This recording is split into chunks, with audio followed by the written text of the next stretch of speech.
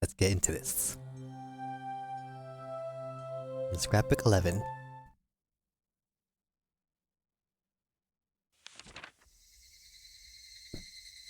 The problem with twins. This is not limited to just Hinamizawa, but in Onigavashi village especially, the three families detested giving birth to twins as successors. The long-term dictatorship, built on the precarious balance of the three families, must have feared collapsing under the weight of internal strife from things like family quarrels. According to literature, if twins are born, they had to be culled. With that, the very fact that both the Sonozaki family successor, Mion Sonozaki, and her twin, Shion, are alive is in itself deeply interesting. Perhaps the current leader, Oreo, is sympathetic?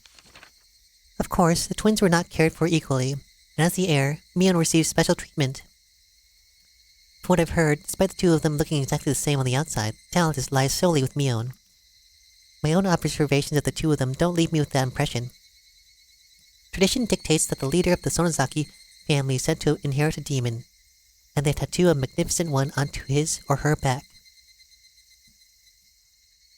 Ooh, a tattoo. In accordance with the tradition, there is an extremely high possibility that Mion has such a tattoo on her back. From what I've heard, there's apparently a magnificent demon tattooed on Oreo's back as well. And then, I wonder what sort of tattoo belongs to the heir, Mion. I really want to see her back.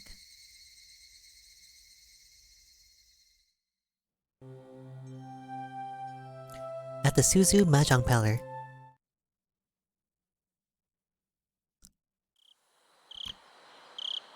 Reserved for the day, Suzu Mahjong Parlor. Clatter, clack, clack, clack. Hey, Higurashi, you're the last one here. All the youngsters are here already. Ha ha ha! Excuse me, miss. Oishi handed over a convenience store bag with a carton of cigarettes in it to the old lady who owned the Mahjong Parlor, and she truly made herself scarce. She was used to this by now. Oishi-san, good work today. What, were you all waiting for me? You could have just done 3-player. Everyone's sitting at the Mahjong tables in the small parlor were Oishi-san's subordinates, but there were no tiles laid out anywhere. Everyone, I'd like to thank you for your days of investigation without sleep. Thank you! Energetic responses filled the parlor. Already, it had lost the atmosphere of a place of entertainment. Situation's not looking good. Chief appears to have backed down due to Congressman Sonozaki's threats. In the coming days, we'll hand off Takano's murder to the Gifu police, and give the missing persons case of the disappearance of the mayor and the others to the community division. That damn upstart chief. The veterans in the room cursed him. All of our requests for warrants were turned down as well. I've even been told by our section chief not to go anywhere near the Sonozaka house. We're certainly in a bind, that we are. Incidentally, it looks like I'll be getting orders soon to go to training at the Metropolitan Police Department starting next week. After that, I've even been told to take a paid vacation in Izu. Well, I suppose that ain't bad. He heard a few dry laughs. It wasn't anything to laugh about, but that was all they could do. This always happens, but incidents are a lot like locking your keys in your car. The keys you need to unlock the door are always locked inside. For cars, you call it Jaff, and they pry open your door. For incidents, Kuma-chan showed the map. Kumatani flipped over the whiteboard. On the back was a map of the Sonozaki premises made with magnets. Now, I've been doing this job for a long time. I've got a lot of faith in my gut, but this could be the one time it was wrong, no? Anyone worried about their retirement money has until the count of 10 to get out of here. Oishi began to count to 10, and everyone counted along with them. It was their famous 10-count resolution. 9, 10. No one's leaving? None of you love your families too much, is that it? Everyone laughed uproariously, cheering things up. I want everyone to go over their materials. Memorize locations and blind spots of all the security cameras. Kuma-chan, you'll stand by the command car. If anything happens, you'll switch with me and take over. Komi-kun, head up Infiltration Team A. Atsushi-kun, lead Team B. Observation teams will set up at points 1 through 8. Onchi-kun, you're responsible for keeping a strict timetable. Control your rotation so HQ doesn't get wise. Now then, team on standby is the most important job of all, right? Section Chief asks where I am. Play dumb. I'll handle escorting our guests. I'll probably take them to the venue, so wait patiently, everyone. Wonderful cave. Keiichi Maibara, that is. What I seen were set for tomorrow and the day after in that regard. It'll be easy.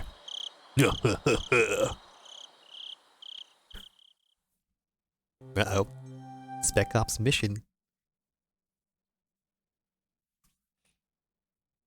Let's see if we can nab those fuckers.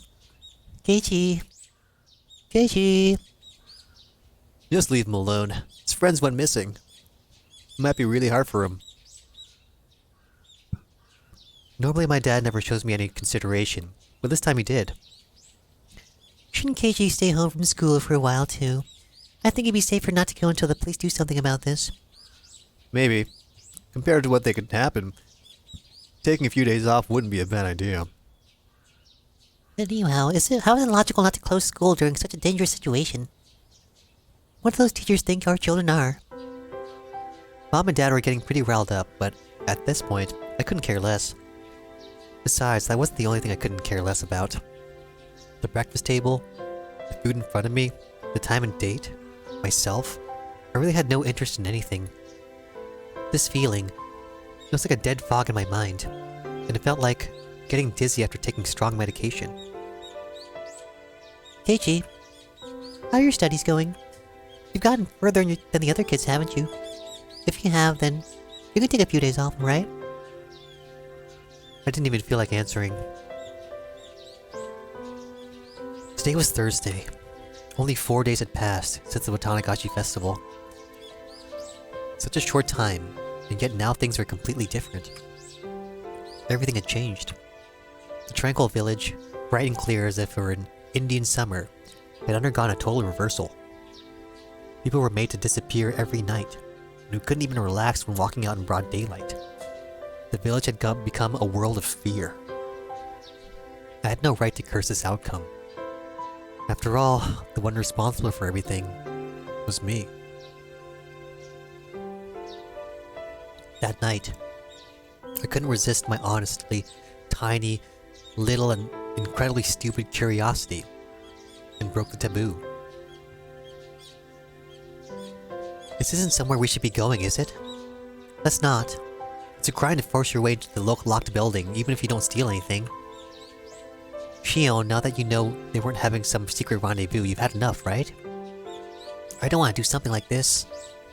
What if Rika-chan's dance ends while we're messing around out here? I prattled on as I took the lock from Tomitaki-san's hands and put it back on the door.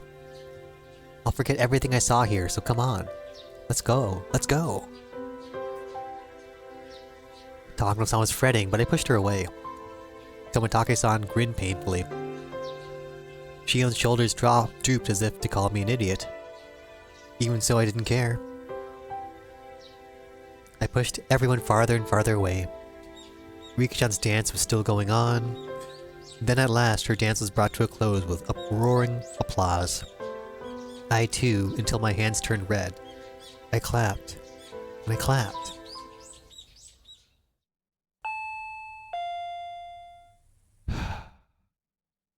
Ding dong. Isn't that Rena-chan? She's here because it's your usual meetup time, isn't she? I looked up at the clock. It was 5 minutes past my time to meet with Rena. Keiichi, shouldn't you take a few days off from school? You're right. Thanks for being so considerate. I rose from my seat. I went to the entrance to greet Rena. Good morning. We're going to school as a group today, so you can't be late. Ah, that's right. If we, the ones farthest away, were to be late, the younger kids on the way will be waiting for us. I think I'm going to take some time off from school. Okay. Rena answered shortly, nodding. I think you should do whatever's best for you, Keiichi-kun. so you don't need to feel that you're weak or anything. Oh, and... here. It's a notice they're sending around. Could you give it to your mom? I think it has a lot of important announcements in it. I took the notice. There were a lot more pages than normal. The one on top announced the disappearance of the mayor, Rika-chan, Totoko, and that they wanted any information about them. It made my heart ache. The police are looking as best as they can too. They'll find them for sure. Just be patient. Okay? Rena said, smiling in an attempt to give me courage. Rather than that, though, the smile looked like it was because she herself wanted to believe they were safe. Rena, you're not gonna question me? Nope. Rena, you know, don't you? About that night. What I... Do you mean when you snuck into the ritual storehouse? I was speechless for a moment, but then I bit my lip, made up my mind, and nodded a little.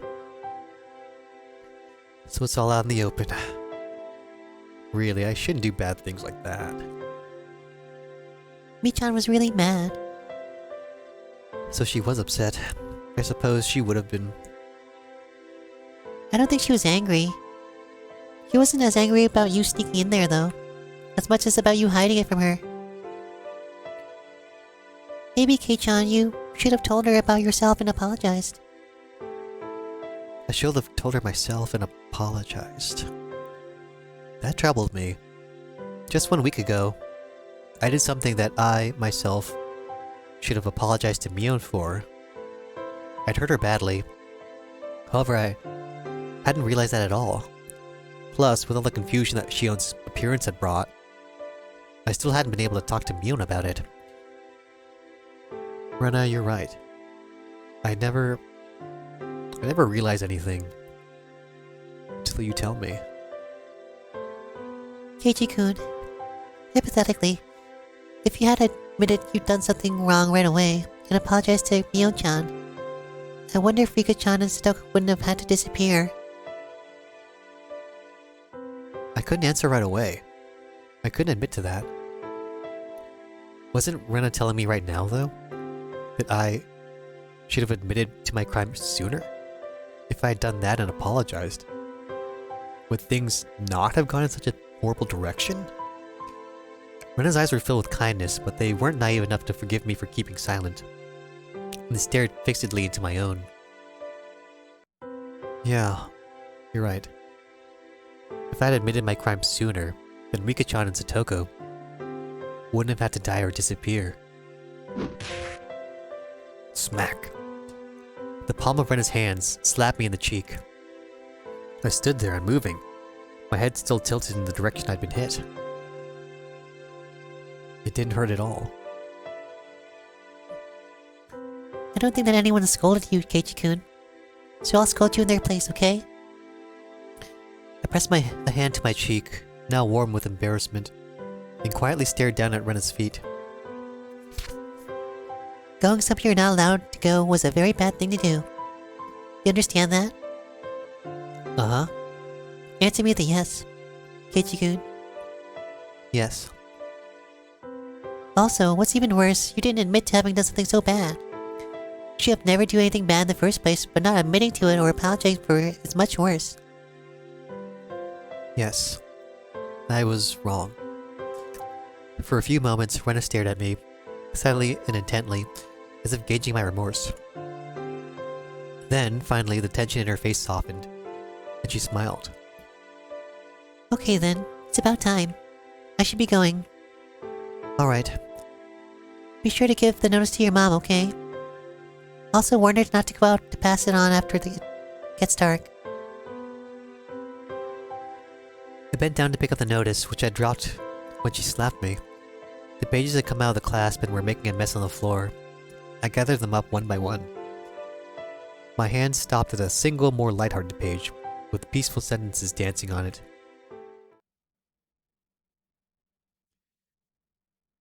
We still have plenty of homemade soy sauce in stock. Feel free to come to the Sonozaki house if you want some. What? What is this? I picked up the page and scanned the rest of it. They were stockpiling high-quality soy sauce they got from faraway relatives in the Akita prefecture. They'd gotten a big shipment recently.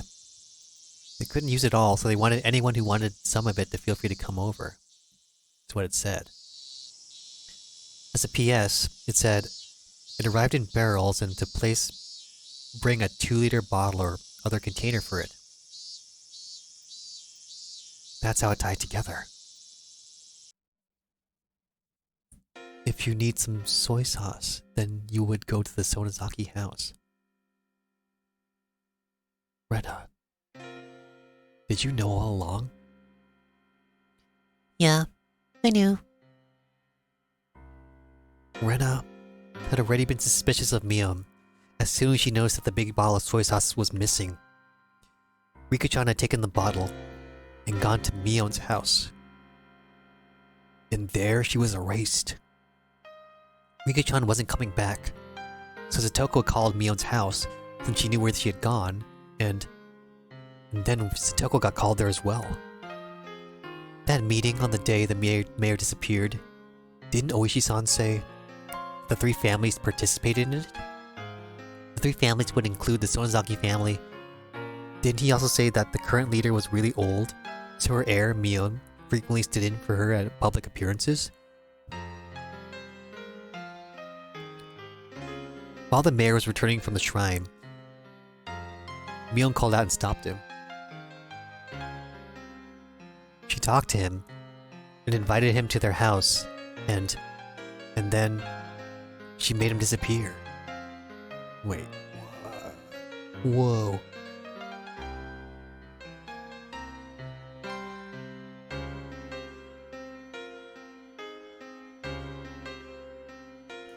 It's probably even simpler to make Shion disappear. Shion was part of the Sonozaki family. They probably knew exactly what she was doing at all times.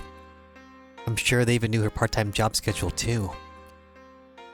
Thinking back, wasn't that Angel Mort store managed by the Sonozaki family too? Setting up an ambush for her there wouldn't have been any trouble at all. I'm going to Mion. I'll go apologize. I'm going to have her put an end to everything. Mion probably won't forgive me easily, but I'll go and ask her not to sacrifice anyone else. With that decided, there was no need for me to be lazing around here. I put on my shoes and slipped past Rena to exit the house. But she stopped me. I'm going to. Rena, shouldn't you go to school? This is way more important than school. Rena, you shouldn't come. If you get wrapped up in this too, then I think I might actually go crazy. Rena didn't move her arm, which is blocking my way. If Keiichi-kun disappeared as well, then I think I might actually go crazy too. So I won't let you go alone. Rena argued boldly, as tears welled up in her eyes. I saw them, and I knew the strength of her resolve. Alright. Let's go. Thank you, Rena. Rena nodded slightly, but firmly, and finally let down the arm blocking me. Let's go. To Mion's house. I'll apologize for the crimes I've committed. Then we'll put an end to these twisted days. After that, I'll pray that once more we can return to those fun, lively days. With Rena following me, I left the house. In front of the house, there was a car waiting. It was Oishi-san. Hey, good morning, Maber-san. You too, Ryugu-san. Together so early in the morning, you make me jealous. What a truly praiseworthy man he was, if he had been lying in wait so early in the morning just to pressure me into talking. On this morning, though, maybe this was actually a good opportunity. You're from the police. Oh, have I not introduced myself to you, Ryugu-san? Please, excuse my rudeness. My name is Oishi. from the Okonomiya Police Department. Pleased to meet you. Are we telling Oishi-san?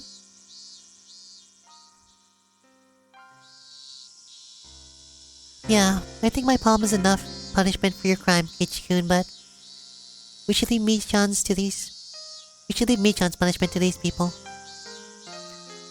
Pain and sadness. I looked down as those emotions built up in my heart. We have something to tell you too, Oishi-san. Well now, what about? Should we stand here and talk, or go inside the car? In the car, please. Ollie continues to look down weakly. All I could do was be thankful for how dependable Rena was.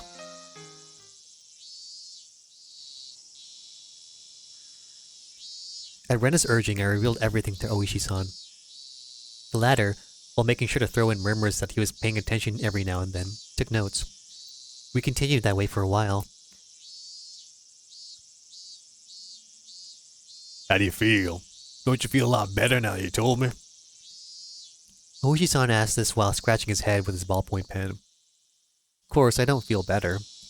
The price that had been paid up till now for me with not opening up to my crimes had been so immense. But as long as that payment wasn't returned, the load on my chest could never be removed. His radio started to emit static. This is Kumatani.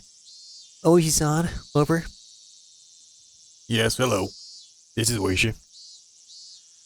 We got news a few minutes ago that she's been absent from school. No movement at the Sonozaki house. Our target is still on the premises. Yes, good. Keep a close watch out.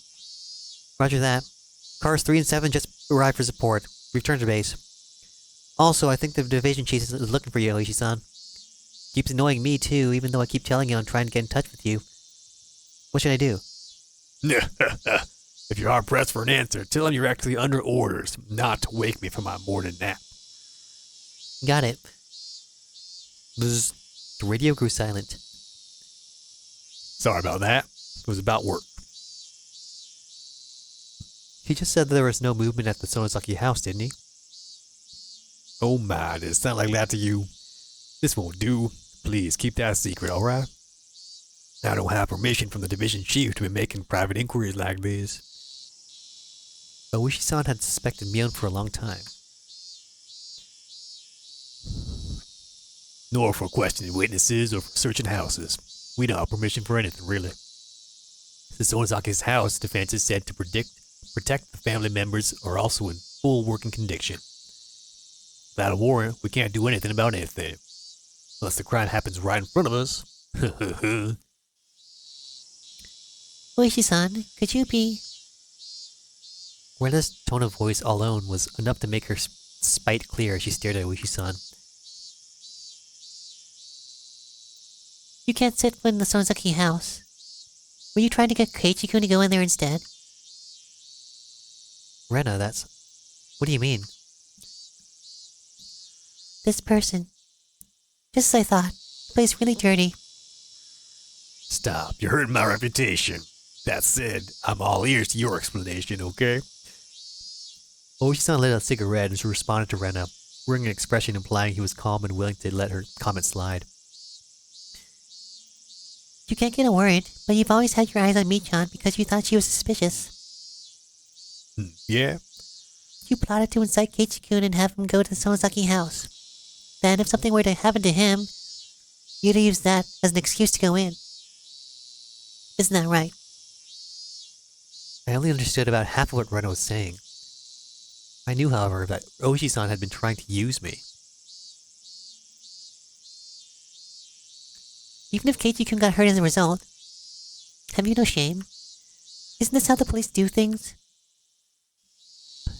My, it seems we have an incredible detective on our hands.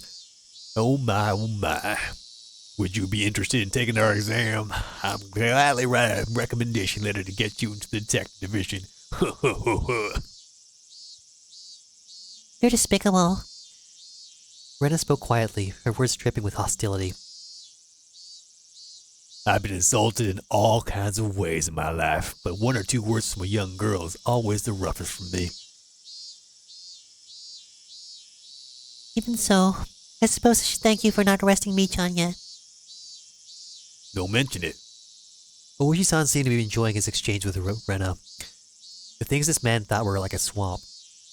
He could barely see past the surface. It reminded me again of how much I disliked him. Now then, as two esteemed friends of Mio and Sonozaki, what do you plan on doing now? Will you wait kindly for me to go over the evidence and request a warrant? No. You won't wait for that. We'll go and make Michan surrender herself. That's right. If she turned herself in rather than be arrested, she might get a lighter sentence. At this point, perhaps that was the only pity I could find in me to afford her. I see. I wonder if it will go well, I will. If you're careless, you too may face danger, you know. Oishi-san was measuring our resolve, so in a strong voice I declared, "We're fully prepared." Oishi-san gave us an unpleasant yet seemingly satisfied grin. It was then that I realized that this man was trying to use us for his own convenience. If anything should happen to us, use that as an excuse. Though my greatest hope is that you will surround the place so that the criminal can't get away. Ha ha ha. Ryugu-san, you're good at negotiating too. I'm throwing in the towel. I surrender. What are you talking about? If the policemen surround Michan's house, then that will be insurance for the worst case scenario. For the worst case. Plus would be another way of pressuring Mion to give herself up, wouldn't it? Ah. Oishi de Kuma-chan. Oishi de Kuma-chan. Oh, this is Kumatani. Go ahead. Our two friends are going to play at the Sonozaki house. Make arrangements so that we can reinforce them if needed. Roger.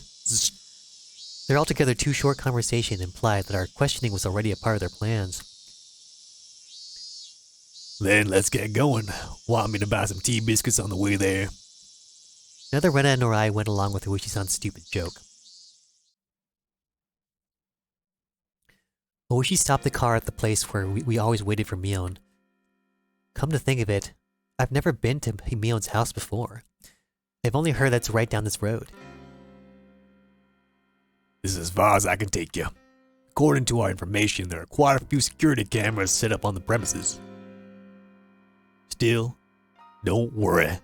I've got a bunch of youngsters ready and waiting to slip past them and go in. We'll be monitoring the inside with a one-way mic, so I give you two a loud scream. Well, no. Oh, if you two give me a loud scream. Well, no, right away. We'll persuade her for sure, so please be ready for her to turn herself in.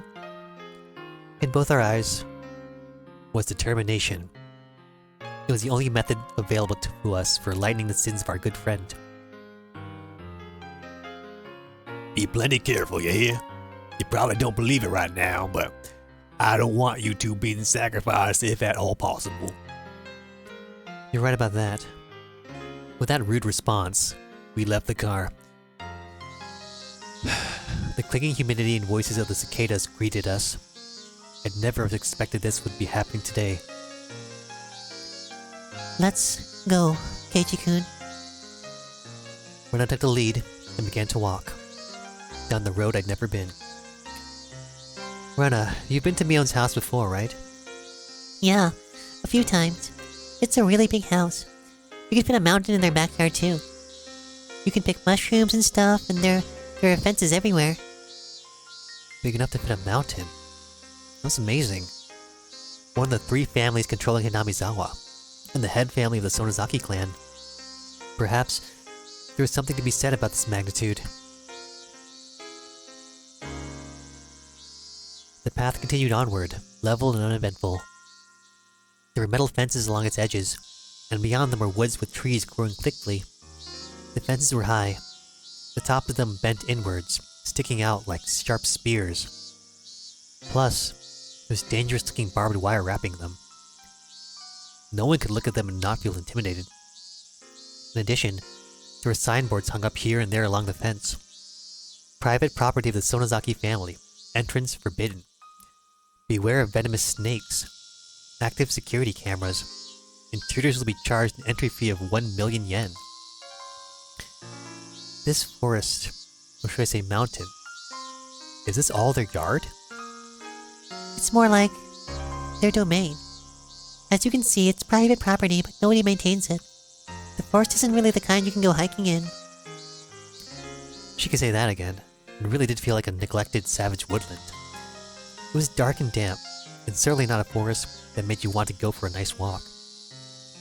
Maybe that's just what happens when a landowner has too much land. Like Uchi-san said, there were security cameras hung up all over the place.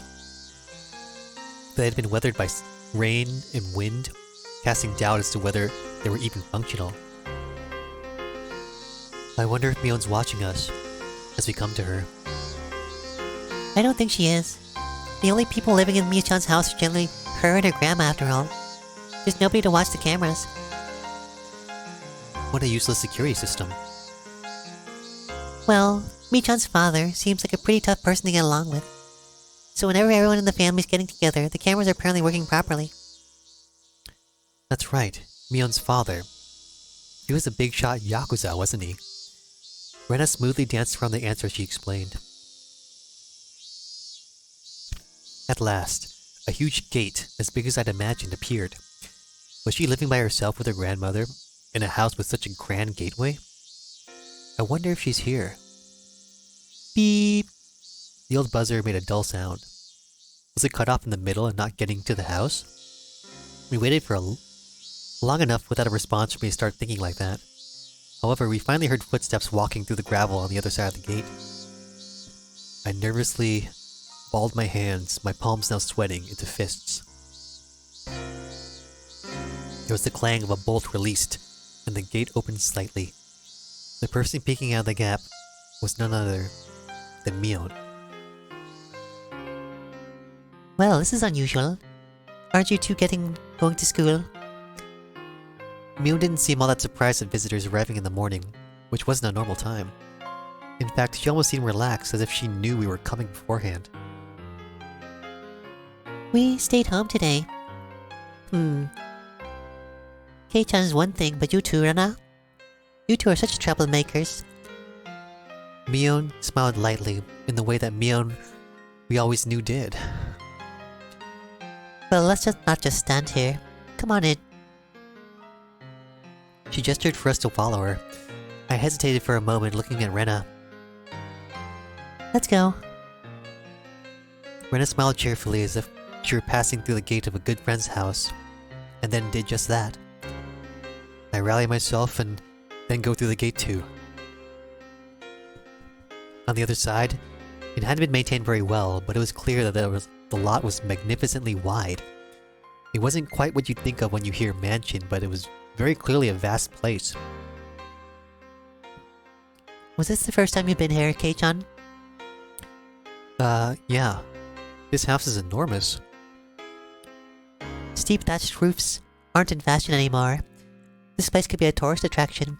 I want to rebuild it using totally average and boring reinforced concrete soon. Mion dryly smiled as she said that, then closed the gate and relocked the heavy bolt. Don't worry about it. Things have been dangerous lately. Gotta do at least this much before the daytime.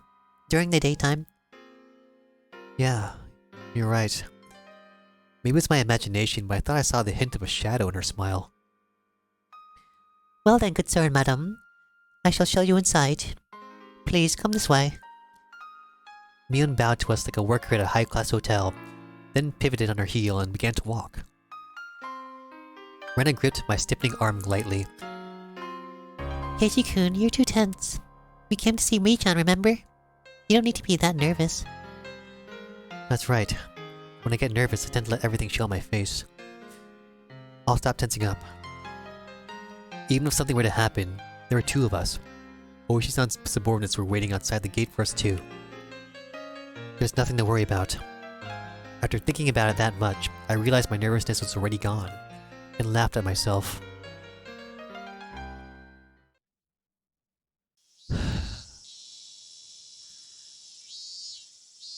What's this? Mion, what's with the stone on top of the newspapers? It's in the way. There's a pile of newspapers on the floor of the entrance, and there's a large rock on top of them. I didn't understand why something like that was here. Brenna noticed me looking at it questioningly and giggled. Brenna, do you know? What is this? Some kind of good luck charm? If you don't really know, then feel free to move it out of the way and put your shoes there. Keiichi-kun, that's a nest of swallows right above that stone. Huh? Oh, you're right.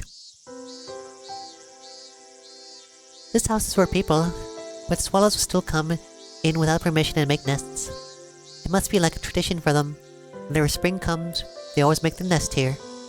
It's kind of annoying though. In other words, it's a sign not to take off your shoes here, but because swallow poop could end up in them. I couldn't help but laugh at this silly contrivance. My laughter naturally spread to the other two. A really long time ago, the Sonozaki family apparently cultivated silkworms. Our ancestors would get all worked up over exterminating the swallows. When you think about it that way, maybe this is our just desserts. Anyway, come on in. The inside of the house wasn't very bright at all. It was dimly lit, in fact, but mysteriously I could still feel an elegance to the place. Mion seemed to want a more modern building, but traditional houses like this aren't bad either. You're kidding, right? It's a terrible draft and the winters are freezing. Don't go making my house into a property of cultural significance and getting in the way of renovations, got it? What I want most in a house is a house like yours, Kei-chan. I'm pretty jealous of it. It seems like it would be warm in the winter. Oh, but snowfall seems like it would be a problem. Snowfall's a problem? Does Hanamizawa get that much snow? Our latitude is south of Kanto, isn't it? Isn't this a warm region? Haha, you don't know, Keiichi? Hanamizawa's in an area that gets heavy snowfall. We get a lot. Everyone gets buried. Sometimes you can't even get out of your house. Sometimes your car gets totally buried too, and you can't find where it is. I wasn't aware of that. Hanamizawa was that bad a place in winter? Come to think of it, my dad, he said something like this place got plenty of snow so we could have fun building igloos. Still, your front door getting buried, not being able to find your car? That's way too much snow. Ha ha ha. You remember from geography class, right? The western side of Japan gets cold winds from Asia. We're different from those softies protected by the mountains, nice and warm by the Pacific Ocean. I'm totally okay with being a softie, nice and warm. I hate the cold. We'll have to get a training camp to get Jay-chan used to the cold this winter then. No way that's happening. I hate the cold. I hate training camps too. I hate them even more put together. Mion laughed more uproariously than she ever had, then told us she'd bring out some tea and left her seat for a moment. Still, there's a lot of fun things to do in the winter. I bet our club would be a blast then. Our club's continuing activities through the winter sounds totally horrible. Like swimming in the cold, marching in the snow. When did we turn to Mount Redhorn? Yeah, there are definitely a lot of tough punishment games for the winter season. One time, she made us have a real carnival in the schoolyard while snow was falling. I see the terror of our club cared not for the season. The victor would be decided by who could best adapt to the winter-only events. We do snowball fights and shaved ice eating contests and treasure hunts in the snow. Wait, why is everything outside? Why can't we do tabletop games in a nice warm room while it's snowing? Whoa, Keiichi, if you're saying things like that, then you're gonna lose a lot this winter. We'll have lots of punishment games and Rena won't lose. Howl. Don't give me that howl. There's little things with a cross chop to the head. Haha, you sure are having fun. Our walls aren't very thick, so be careful not to go flying through any, okay? The paper sliding door opened and Mion returned with a pot and a complete tea set. You want sesame seeds in your ice? Sorry, we don't have much in the way of bean paste or the good stuff. It's okay. We didn't really come here to drink tea anyway. And with those words, The smile disappeared from Rena's face. She did it. That one careless statement reminded us of what we had nearly been able to forget. I'd wanted to enjoy this peaceful time for a little bit longer, but we had to put an end to that with those honestly careless words. When she noticed the smile disappear from Rena's expression, Mion too changed hers. It was as if the cheerful air, that was like a warm spring day until a moment ago, had slipped through the cracks in the paper door and altogether disappeared. There was no point in regretting it now. We did not come here today to chat and enjoy ourselves. Mion silently poured the tea. During that time, both Rena and I sat kneeling without uttering a word. Here you are. Drink up. We couldn't even mutter a word of acknowledgement as those natural words of courtesy. There's no poison in it or anything. Do you distrust me that much? That's upsetting. Mion gave a bitter smile at that and let her shoulders droop.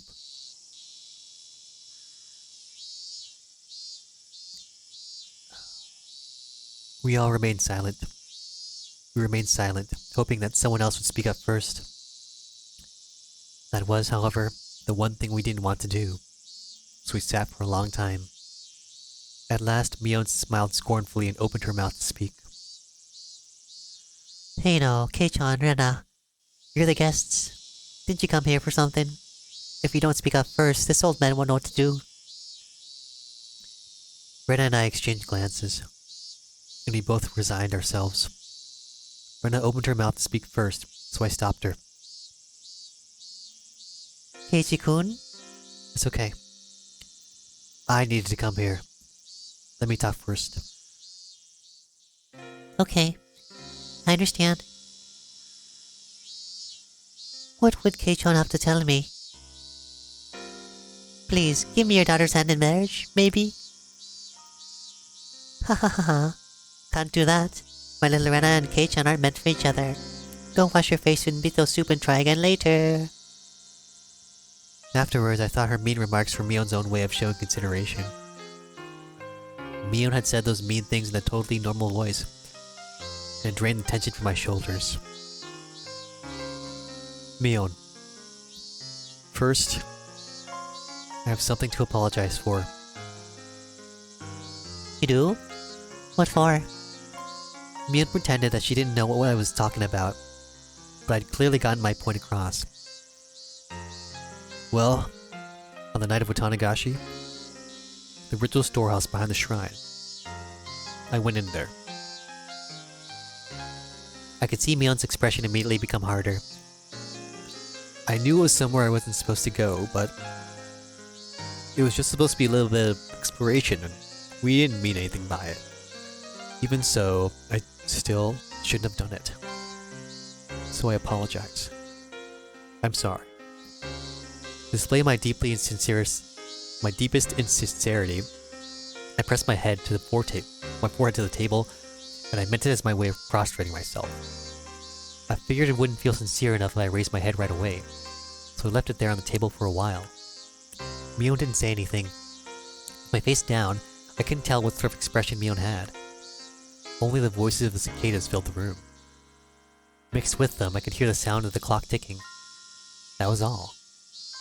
When I started to struggle to breathe from having my head down for so long, Mion told me to stop. You got me there. I didn't expect you to pitch it to me straight. You got me on the ropes. I looked up to see Mion's face was calm, but she was smiling faintly.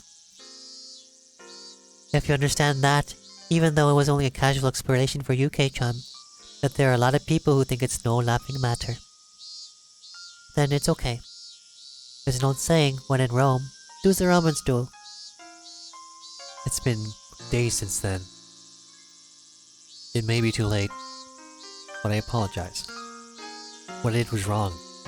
Please, forgive me. I can feel pitiful tears welling up within me.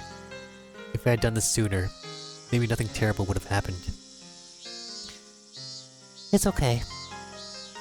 If you know what you did was bad, then that's enough, right? Mion spoke like it was someone else's problem, and I wasn't happy about it. Michan, Keiichi-kun's apologizing seriously. I think maybe you should respond seriously as well. I am being serious though. Do I not look serious to you, Rena? You don't. Rena was giving her tit for tat, and so the room's atmosphere quickly began to grow sharper. She was right. Even though it came here to speak from the heart like this, it's felt like she hasn't been taking this seriously. Obviously, Rena isn't fond of that. Keiichi-kun, you can get up now. Let's tell her everything. That looks like what Michan wants to. I had known it would turn out like this from the beginning. Hadn't I come here prepared for that? I mustered my willpower and bit my lip.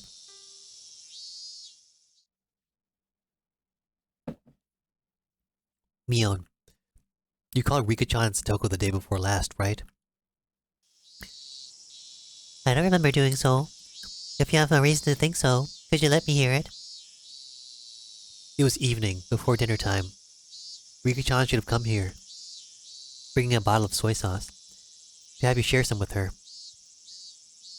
Mion was trying to keep from showing any reaction, but I didn't miss her eyelid twitching just a little bit. Why do you think that?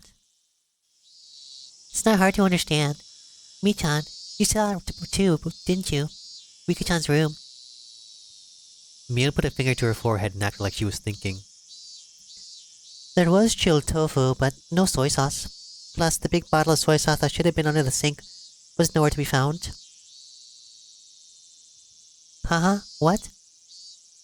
Is that why she would have come here? Mion, drop the act. You wrote it yourself on the notice, didn't you? That you'd share your soy sauce? Mion scratched her head. I heard her ever so faintly click her tongue. It was as if though we found out she'd purposely given too little change to a servant. That's all I could really feel for her. Then, Michan, Rika-chan, you hit her. Rena hesitated for a moment. I could tell she didn't want to use the word erased, and that she was struggling to find another word. That was really supposed to be the end, wasn't it? For you anyway. What are you talking about? You didn't foresee that Rika-chan would tell Satoko that she was going to your house, did you, Michan? Then, Satoko-chan called. Might Rika be imposing on you? Yeah, probably just like that. Ha ha ha ha, you sound just like her. Michan, you were in a bit of a bind then, because somebody knew that Rika-chan had come here. So you decided to lure Satoko-chan here too. Lure her out? Like how, I wonder? Mion prodded Rena on, as if trying to get to the good part of an interesting story. I, however, knew. I'd been watching Mion change the whole time. She was restlessly twirling her fingers. She had clearly lost her calm. Of course, it was really a slight thing, and only I, who had been watching her this whole time, would have known. Mion was panicking. What Rena was saying must have been a bullseye. It probably went like this. Satoko, I actually made too much dinner today, so why not come over and eat? Rika-chan came earlier and already ate some. Something like that. Scratch. Mion's nails dug into her knee. There's no recordings of the phone conversations or anything, so how do you know that much? I know it because the dinner that Satoko-chan made for the two of them was plastic wrapped in their refrigerator and hadn't been touched. For a few moments, Mion's face was frozen in utter amazement. She looked like she couldn't believe that this person in front of her was Rena. With just that to go on, how did you even guess what we said over the phone? It's a long explanation, so I'll get to the point. The contents of the refrigerator provided a vivid account of what you said over the phone when you lured her out. Mion's jaw remained on the floor. That was the only way I could describe her face. That's... I had no idea I had such an incredible detective right next to me the whole time. I can't believe you'd figure out everything, down to the phone conversation, just for what's inside the fridge. You got me there. You got me. You got me. As if a dam had burst, Mion convulsed into laughter. Her laughter, though, definitely didn't make us want to laugh as well.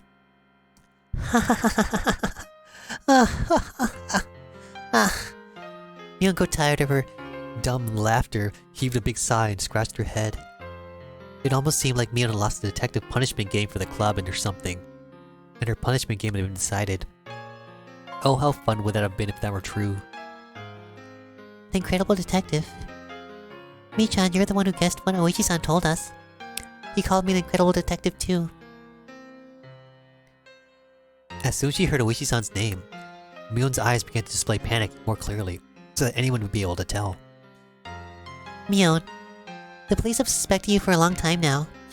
Oishi-san's officers have had the house under observation so they could break in any time.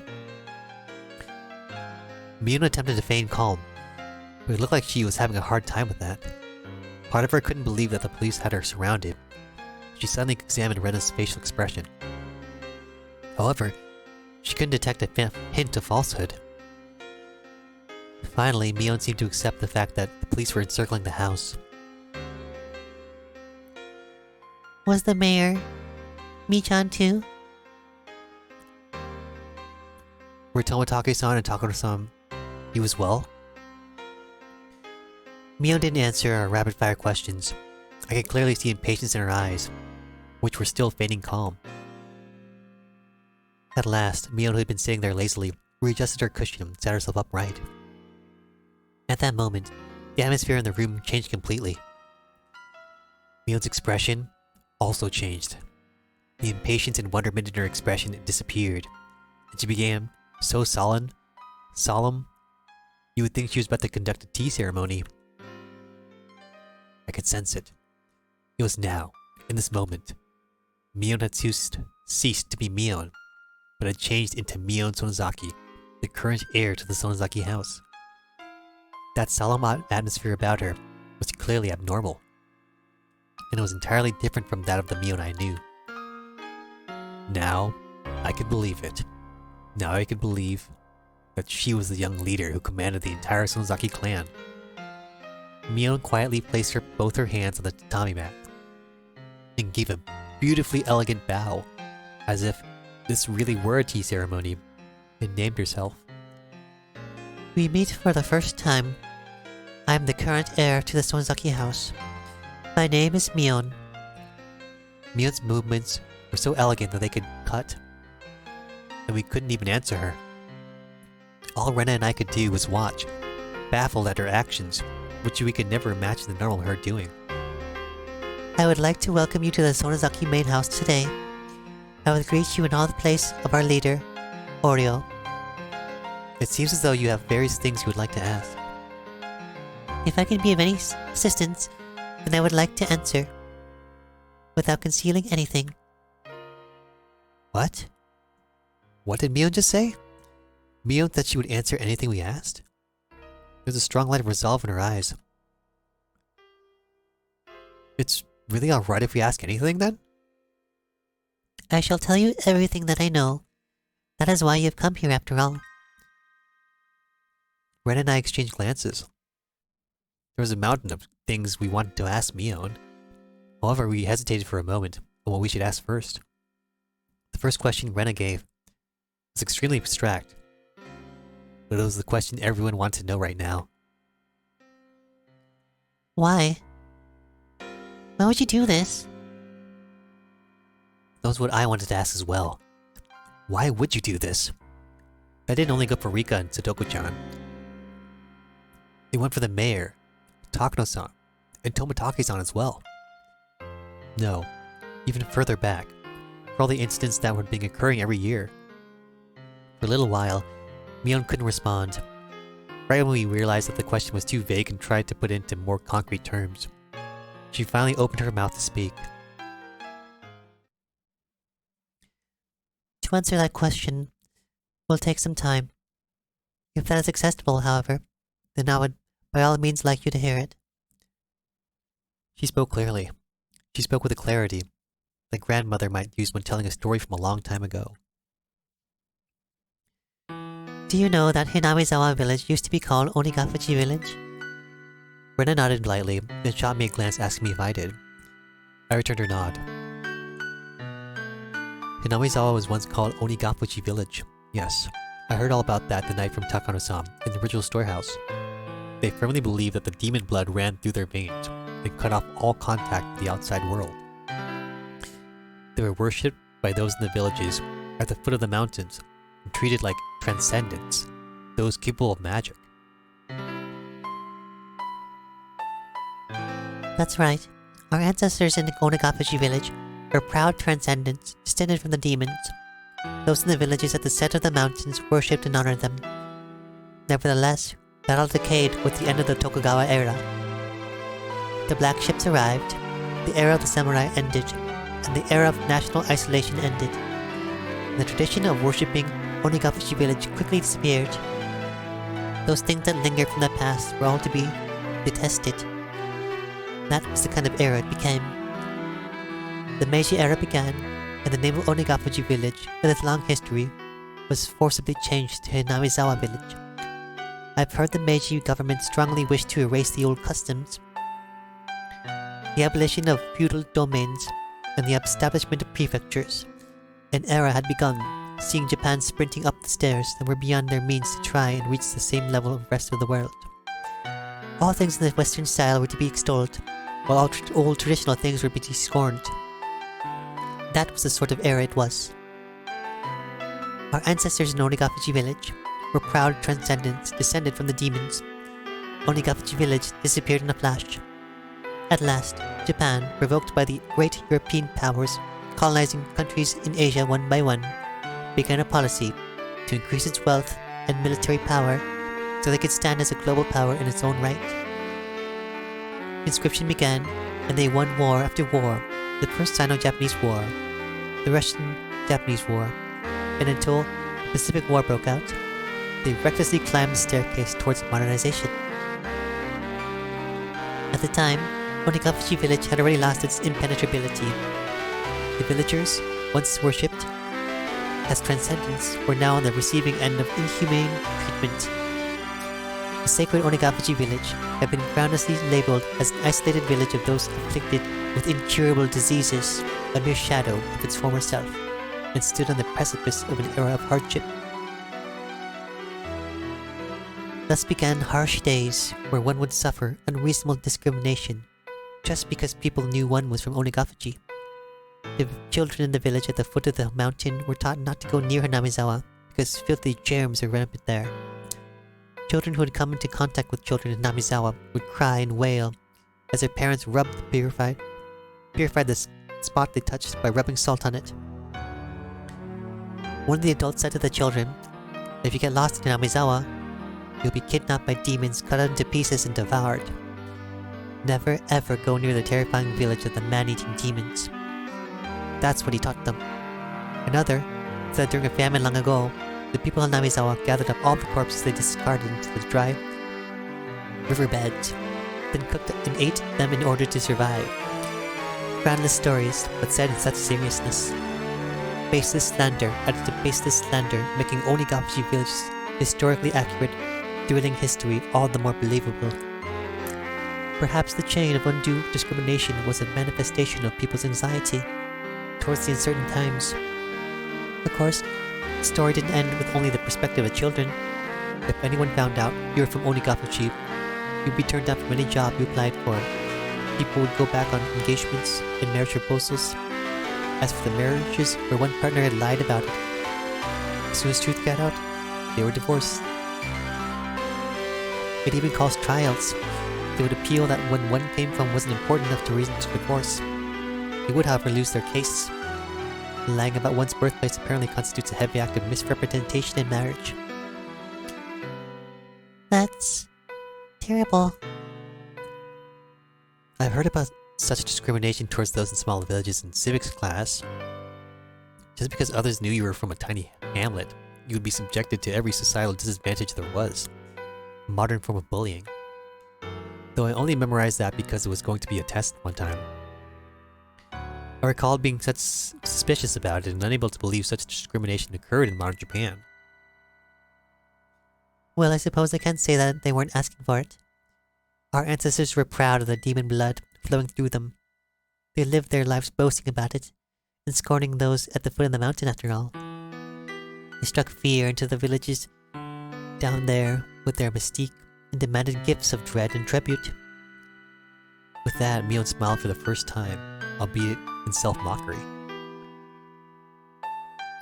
During the Pacific War, despite the slogans that all the country was acting as one, those from Minamizawa continued to suffer all manner of discrimination. There are too many ways to count. They wouldn't send their husbands and sons to war, and the women on the home front would suffer greatly too. My grandmother remembers it well. She remembers it being a difficult time. Even that bitterly long war, however, finally ended in 1945. Minamizawa had lost many male hands, and at last, their fathers and husbands and sons returned to them. Of course, there were also many who didn't come back.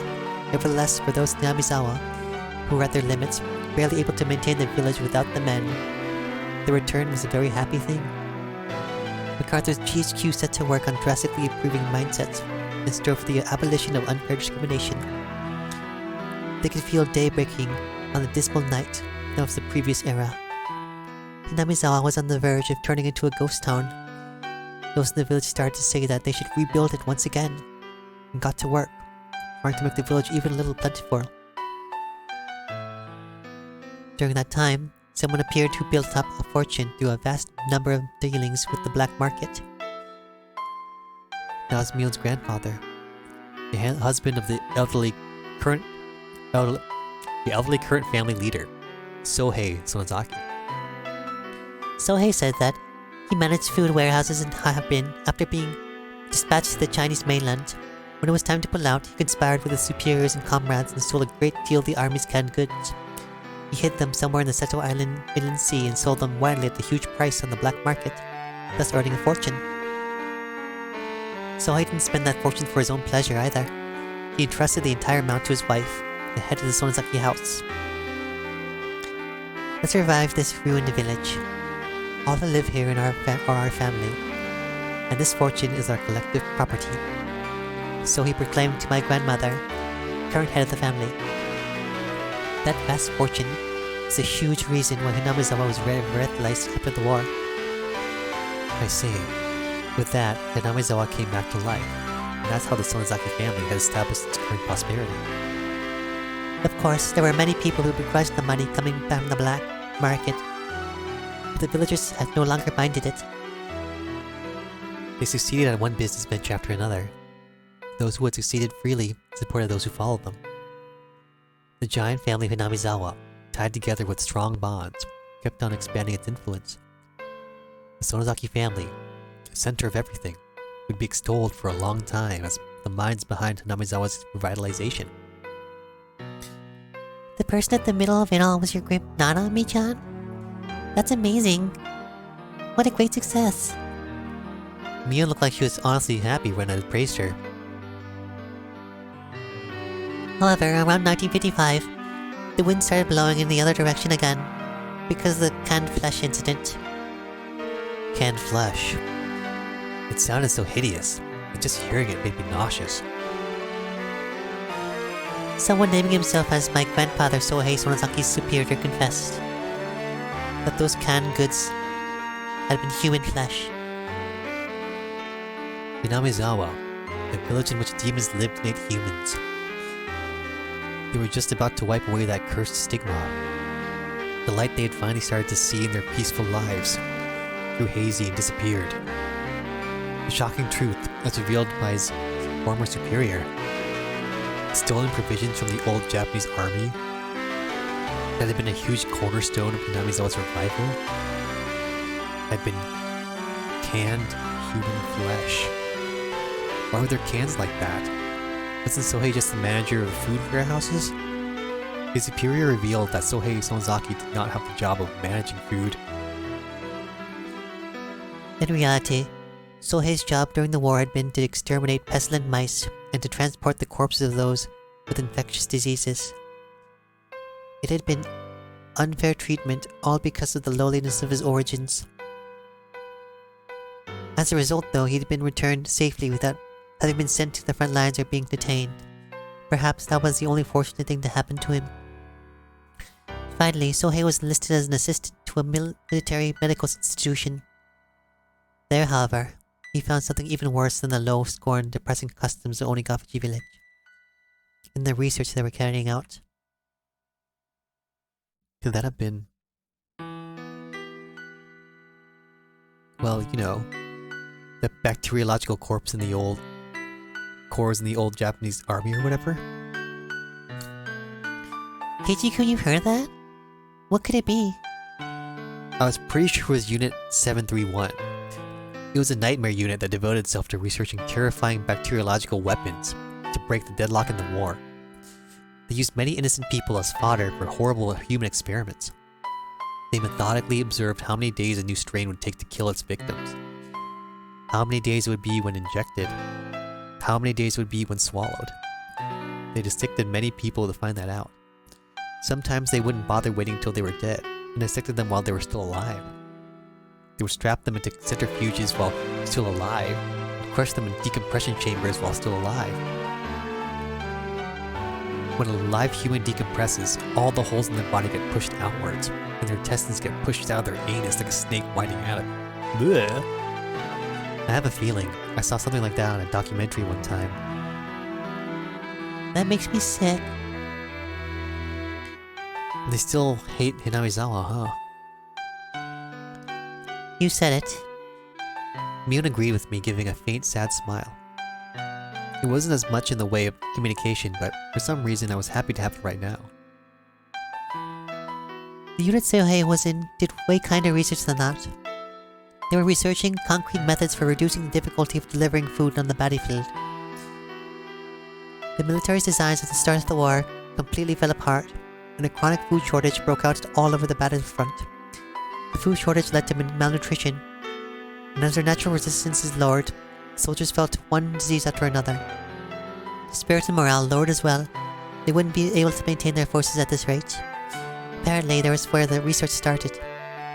At first, it was to find methods of delivering food to battlefields. It was very broad and included things from violent methods, like stealing it, from citizens to survival methods, like how to cook unfamiliar insects and plant life. As they were working out the details, they kept straying off course and going out of control, until finally they knocked down a door called Taboo. What do you think the easiest source of protein on the battlefield is? Ren and I knew the answer without being told, so we didn't answer. That's right. They were researching ways to handle humans as food. Fighting onwards, sometimes eating the flesh of enemies, sometimes that of allies, became the ultimate service paid to their country.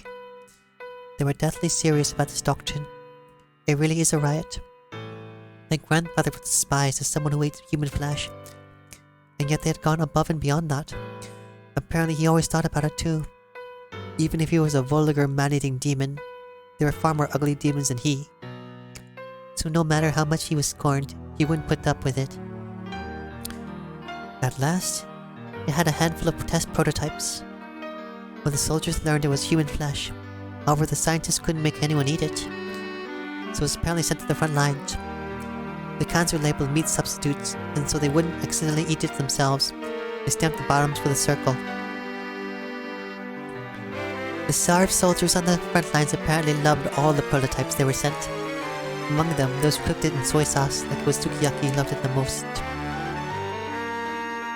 Come on, Mi-chan, stop. I'm getting sick to my stomach. Rena really was pale-faced, and she looked like she was having difficulty continuing to sit on her knees. Miu looked like she had more to say, but she sighed lightly and stopped there. Then, those canned goods your grandpa brought back. I don't know if it's true.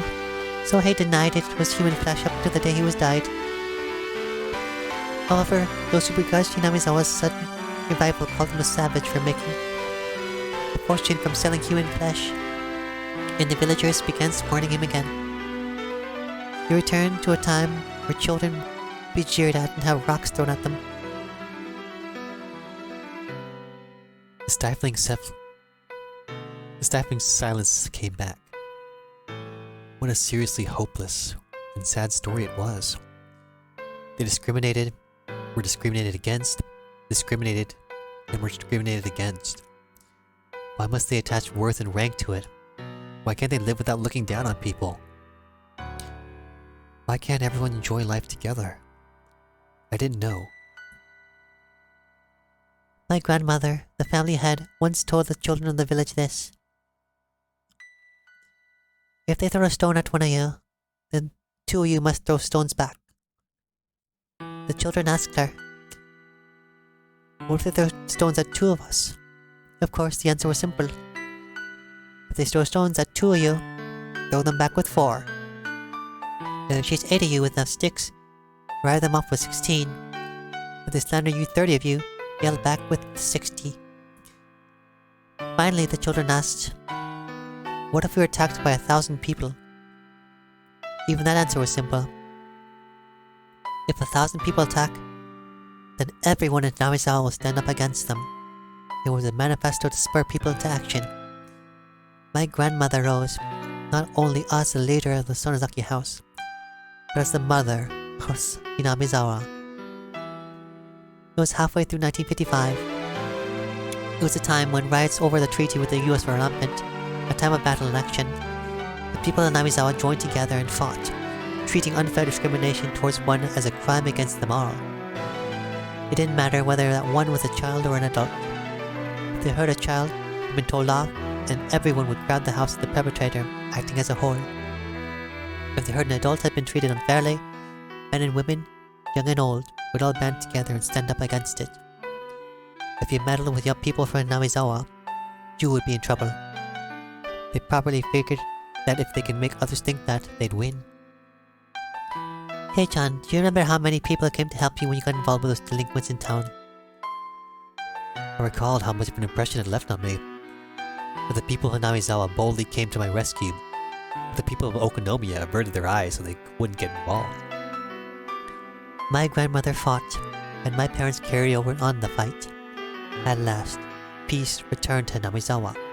Of course, that peace had been placed on a razor's edge. When you consider the previous 100 years of history, the tranquility can only be called a chance interval standing on uneven scales. Why? Did I really have an opinion on such a long and difficult history when I hadn't moved here more than a year ago?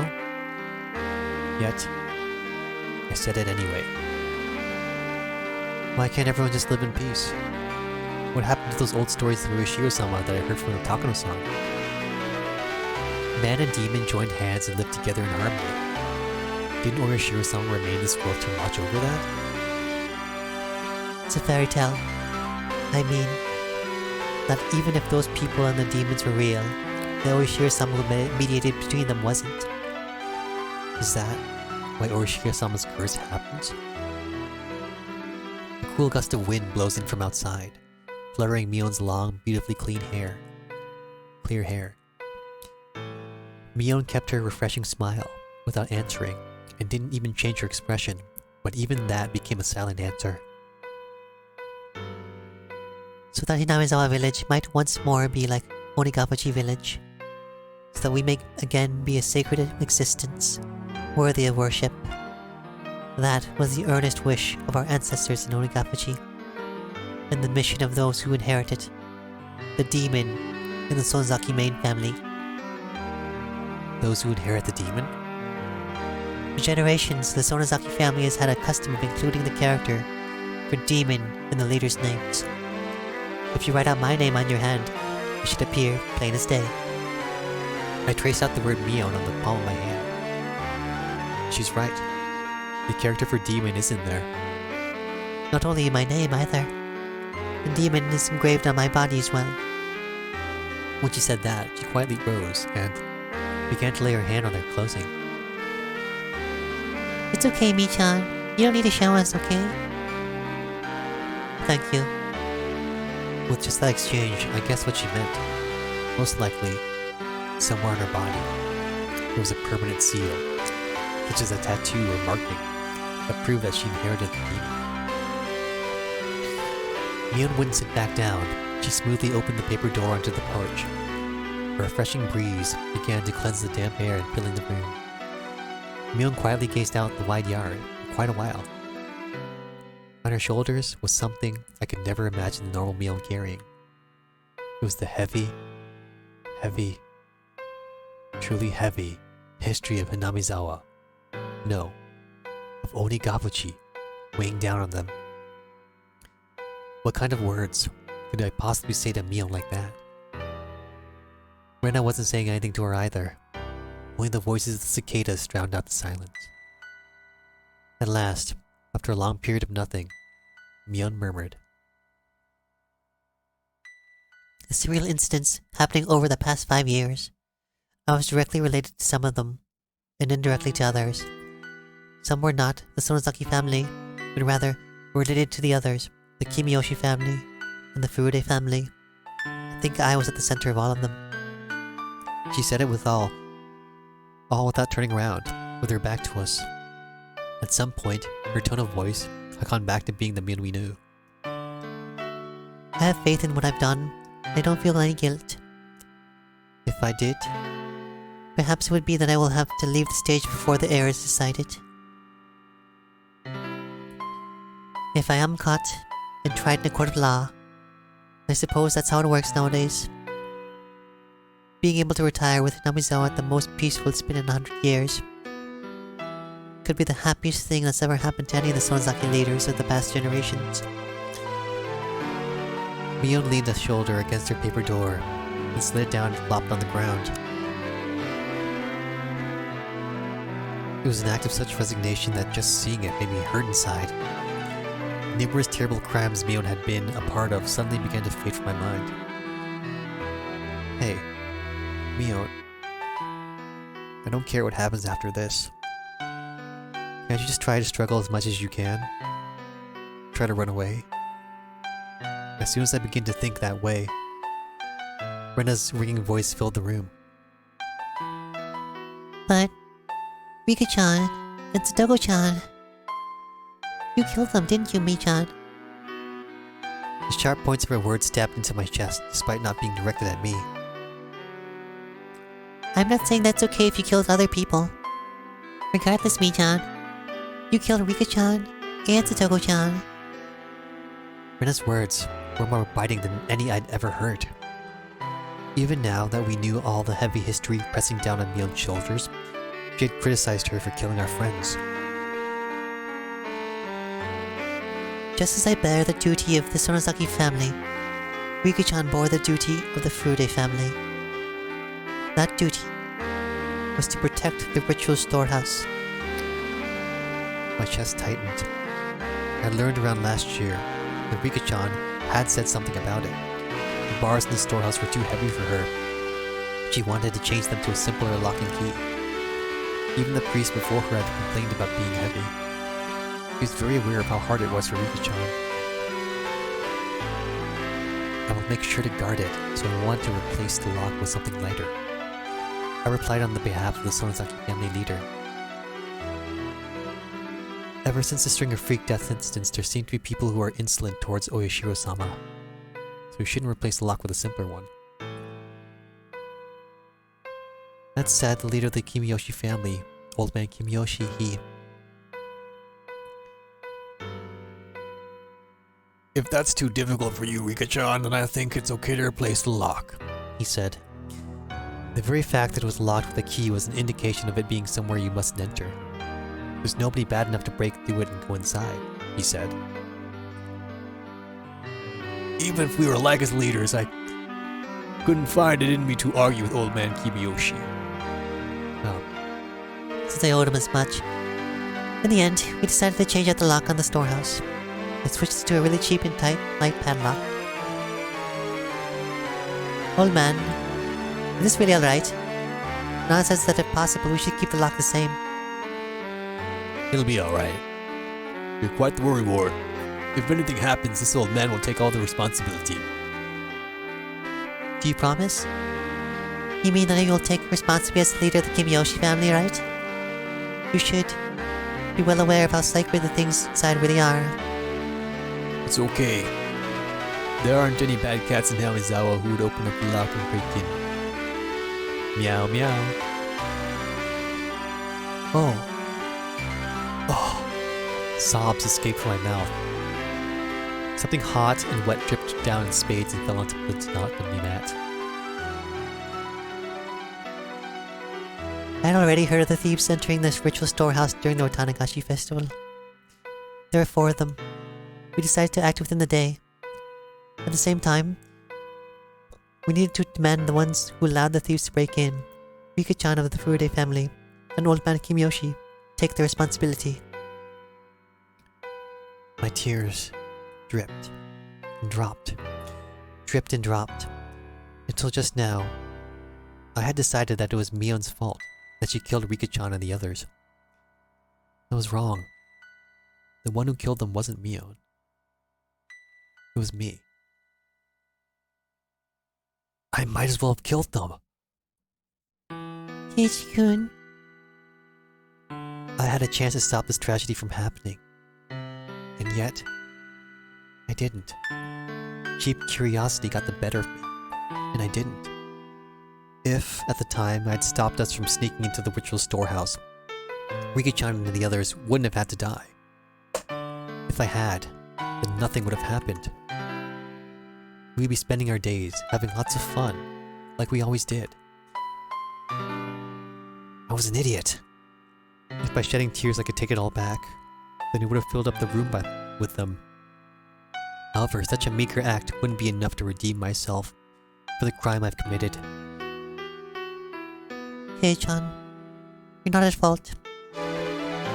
Mion gently began to speak to me as if trying to reason with me. As the leader of the Sonozaki family, I needed to act. But given the history of the Sonozaki family, thinking about it now, it's no big deal. Maybe I should have saved my friends. Even if it meant casting all that aside. I yielded to it, and that's why I killed those 2. I, Mion Sonozaki, and nobody else, killed them. I had hundreds of chances to stop it, but I didn't stop. I gave in to the easy role that was handed to me, and abandoned all thought of fighting for my friends. So this is my crime. I killed them. Mion Sonozaki, with these hands. Killed them, and nothing whatsoever changed. Nothing.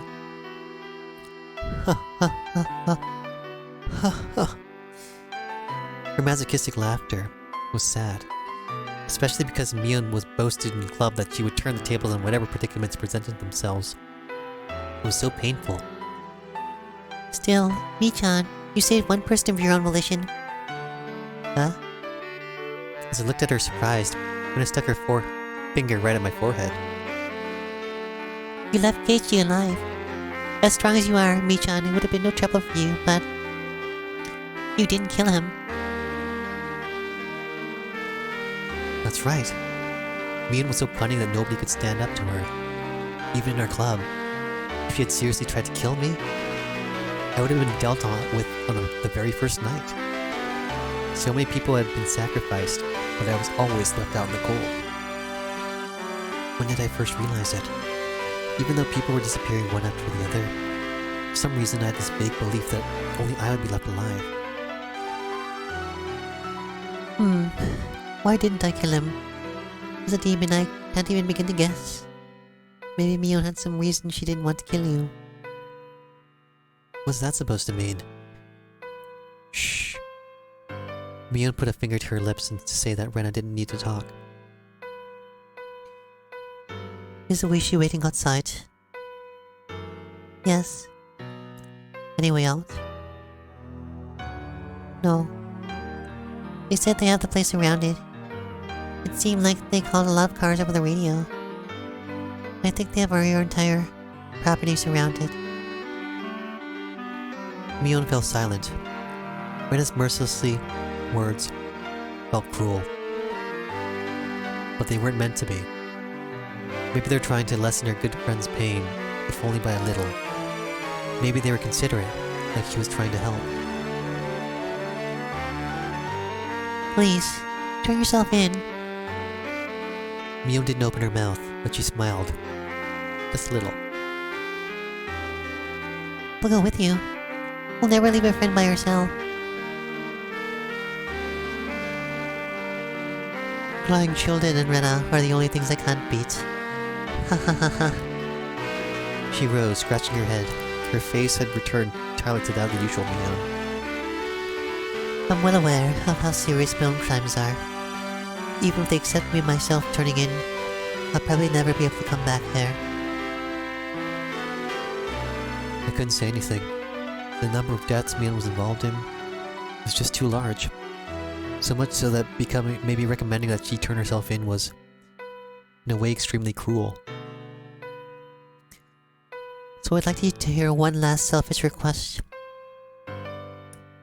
What is it? 30 minutes is fine. Just let me have some time alone with Kei-chan. Huh? My name suddenly came up. And it looked like I was the only one surprised about that. Keiichi-kun, is that okay with you?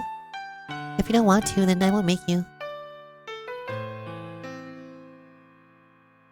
You're right, it's okay if you don't want to. After all, I am a demon.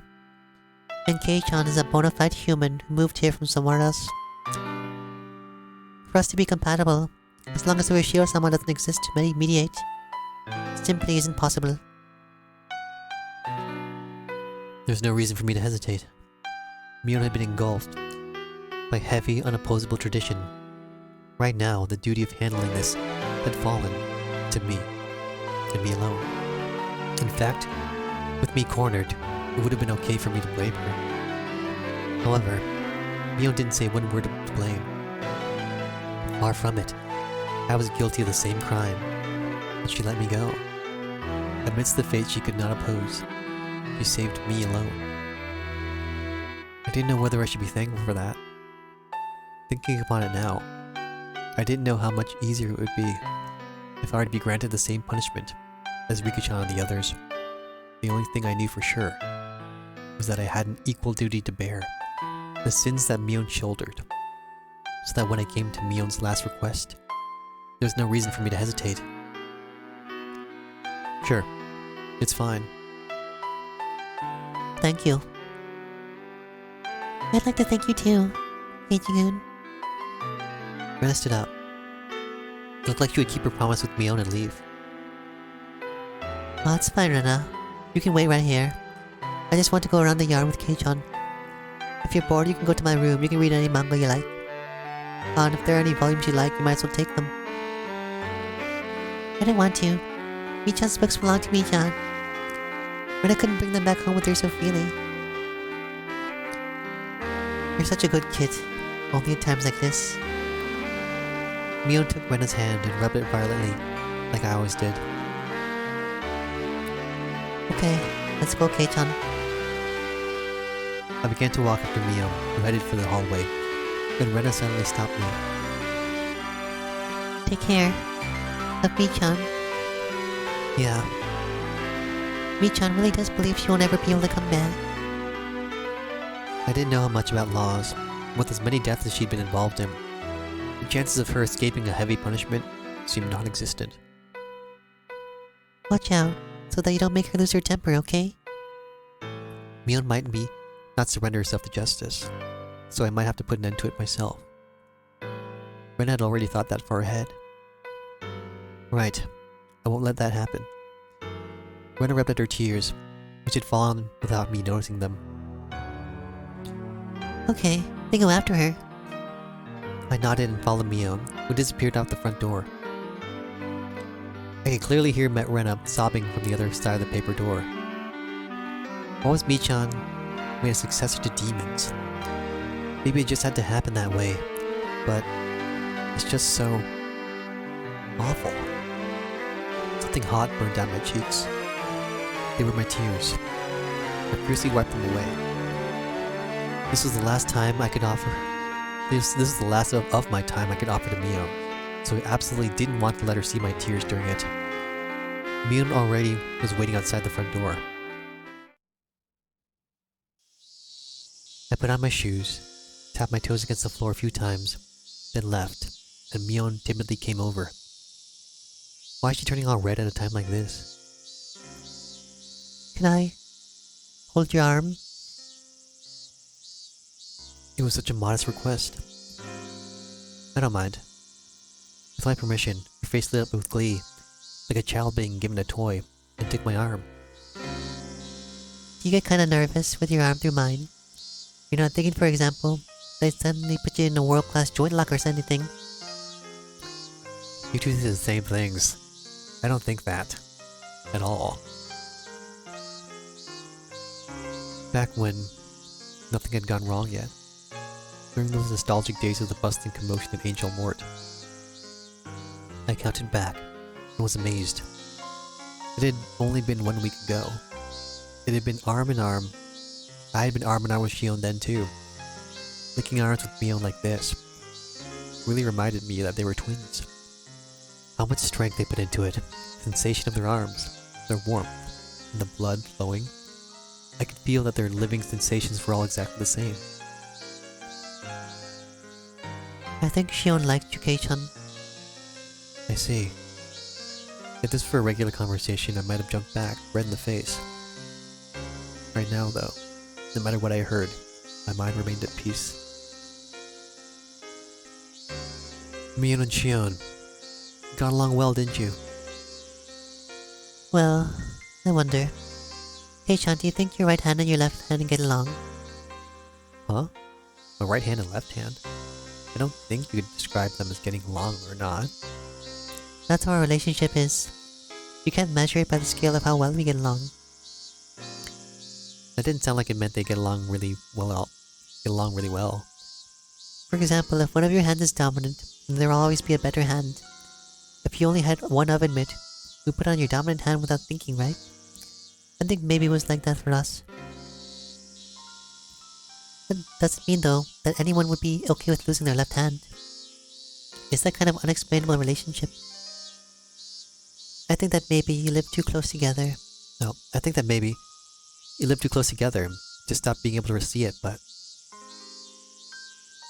I think that means you get along really well too. I'm an only child, so the day before the festival, I was really jealous of when you and Shion were messing around with each other. I think you're jealous of something that doesn't exist. Yes, we twins used to have a lot of fun playing tricks on people, but now that we have such distinct personalities, it just gets in the way. Were they cursed or were they self-conscious? The relationship was hard to understand for an outsider. Maybe that wasn't an issue of someone like me should intrude on. Just staying silent and nodding gently was the best way to advance the conversation. Mion passed through the wide yard and invited me into the big, desolate forest we'd seen on the way in. Such a big forest was part of the property, so we couldn't help but feel small. It's huge. We must have a great time playing as kids, huh?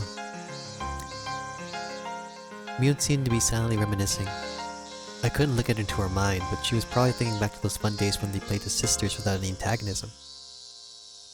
Every time the wind blew, it caressed the treetops and the light leaves, making a swishing, murmuring sound. Mion remained silently for a long time, thinking back on her younger sister, whom she'd gotten rid of with her own hands. There was no need for me to get a word in. Just walking like this, arm in arm, was enough. Mion suddenly stopped and turned. Shion is still alive. Really? Mion took a hard look into my eyes, then nodded quietly. Yeah. I've been thinking to give her the most horrible death of all, so I had her locked up. I never did think of a good way to do it, though. Mion sounded as though she hated Shion, and also deep down, she didn't completely detest her. So I took my other hand and rustled Mion's hair with it. Mion didn't only save me, she saved Shion too. Mion may have become a demon and led many people to their deaths. but she fought against it and was able to save 2 people. As I petted Mion, she narrowed her eyes in an entranced smile and untangled her arm from mine. Then, Mion quietly said, Come with me. I want you to see all of my sins. Although, Kei-chan, it might be the worst thing you've ever seen. I could sense it. There I would probably find all the sacrifices up till now. Looking at them would mean accepting Rika-chan and Satoko's deaths, as well as accepting that my best friend had done it. It's already happened and it's in the past. You can choose not to look, Kei-chan. If you don't want to, then wait here. I'll personally end everything. I was taken back by how ominous that sounded. I remembered what Ren had told me. Mion might not surrender herself to justice, but instead chose to put an end to things herself. I couldn't leave her on her own. Besides, I agreed to her last request, didn't I? Even if it was hard for me to accept, I'll still do it. Even if I avoided looking, it was something that had already happened. It doesn't matter what I see. Yes? Mion Sonozaki is the best friend I could ever have. That won't change. It never will. The treetops softly swayed in the wind. You and Rena both. Why do you only get really cool at times like these? Normally I'd say something rude right back at her, evading the question, but today I didn't. I just answered with a smile. At last, Mion started walking. Into the thick forest. Into the deepest part. After following a thin path that looked like an animal trail for a while, we finally came across a steep incline with a tunnel that reminded me of a coal mine or a bomb shelter. We were surrounded by shallow hills. It had been created in a spot not visible from the outside. There were many silhouettes of crows in the trees here and there. The abnormal odor I'd been smelling for a while was doubtlessly escaping from inside this place. If you want to turn back, now's your chance. I don't know what kind of person Miyonsaki is to you, but if you go inside, that Mion will probably... She won't change. I'll say it as many times as I need to. Mion Sonozaki is the best friend I could ever have. I clenched my fists. Inside was probably a sight beyond anything I could imagine. If I let my guard down, I might end up vomiting. Even so, I'll endure it. I'll overcome this pain and this suffering. It will never change. That Mion is my greatest friend. I'm nothing more than a demon, so I don't understand human feelings anymore. I have a feeling, though, that I know why Mion fell in love with you. Don't say that like it's not related to you. You're Mion. You're not a demon. You're a human, with human blood. And you're my friend. Mion made a gesture like she was wiping tears from her eyes, and placed a hand on the big door of the tunnel entrance. The lock on it was dauntily strong-looking. It seemed to demand the appropriate resolution from whoever would enter, just like the ritual storehouse. The double doors opened. A stifling rotten air and a bunch of winged insects came rushing out. I remembered accidentally killing a hermit crab a long time ago by leaving its tank on the porch, and how intense the odor it left was. If that was the smell of a corpse, that's certainly what this smelled like. Inside it was pitch black, but Mion flickered a switch that turned on a light bulb, illuminating the interior. The path turned to a series of intricate wooden tunnels. We passed spaces that looked like they were for storage. We passed places that looked like someone had lived there. All this indicated that it had been used as a bomb shelter and stockpiled during the war. It didn't give an impression of a dugout bomb shelter that had been left there, though. There was a sense of dignity, as though this were a second Sonozaki house constructed underground. Spiping in pitch darkness below the ground, the voices of the cicadas were entering through an air hole somewhere giving it a very mysterious feel. You saw what was in the ritual storehouse, right? The piles of torture instruments. All of them were created to uphold the strict religious laws of Watanagashi village. They were tools used to kill those who broke the laws in terrible ways as warnings to others. That was a long time ago. Watanagashi, originally meant as a deterrent, was once overseen by the three families. But thanks to the Kimiyoshi and Furute families going into decline, and the way the times had changed, actually carrying it out became difficult. I can imagine why. You'd never think people could be okay with drowning people in a swamp, killing them in modern Japan. That's why the Sonozaki family built this, a secret place, so that we could continue to conduct the rite of Watanagashi, even in modern times. Mion opened a large, strikingly different door. And inside was none other than a modern storehouse, ritual implements. There's quite a few, isn't there? Some of them were actually brought here from the original storehouse. All the things here had been rusty and covered in dust, so they didn't seem that real. All the things there had been, but the things in here were different. Every one of them had been well maintained and kept in a state that they could be used right away. Blades gleamed and spikes were sharpened, also perhaps as a precaution for the splatter of blood. The walls and ceilings were covered in the kind of tiling you would see in bathrooms, and there was even a drain set amidst a slight slope in the floor. There was also a coiled rubber hose along the wall attached to a faucet, perhaps for cleaning up after the splattered blood. According to something a leader from a long time ago wrote, blood spatter has impact, despite the fact that it doesn't tax the sacrifice. Watanagashi was meant as a deterrent after all. My ancestors thought up all different kinds of things to show off. As she said that, Mion pointed deeper into the torture room, to a spot veiled in darkness. There was surprisingly a room floor with tatami mats, and in the corner was a pile of cushions. There are seats for the audience. Watanagashi was meant as a deterrent after all. It wouldn't make sense if there were no guests.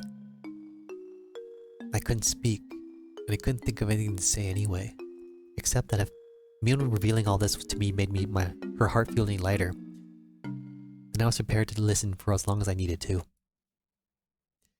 Right here is where I killed everyone. There were no spectators to watch me, but I did the Watanagashi very well.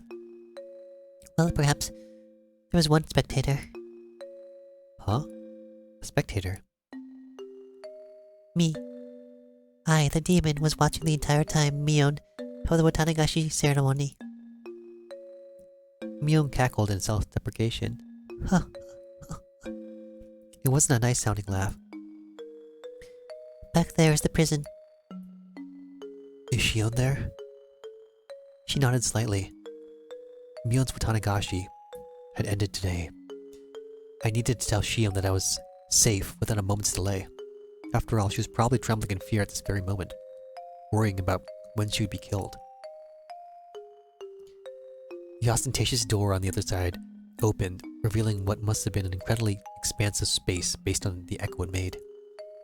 Mion groped around the darkness, and a handful of naked light bulbs came on here and there. As my eyes adjusted, more and more of the great cave showed itself in the faint light. The walls are bare rock surface, and it felt so savage that bomb shelter was the most apt term for it. There were small barred rooms built here or there, like holes made by insects biting their way through a giant piece of fruit. It was immediately clear that each of one of them was a prison. Where is everyone? Rika-chan and Satoko.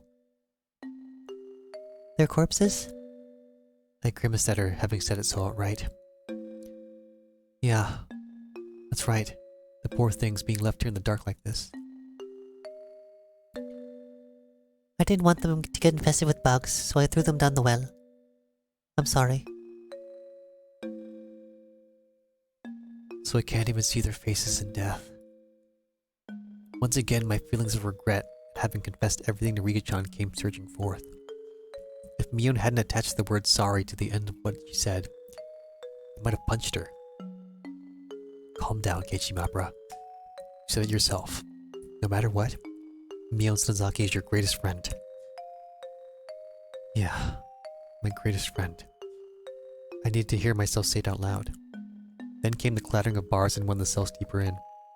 When I noticed it, I looked up as well. Shion! Is that Shion?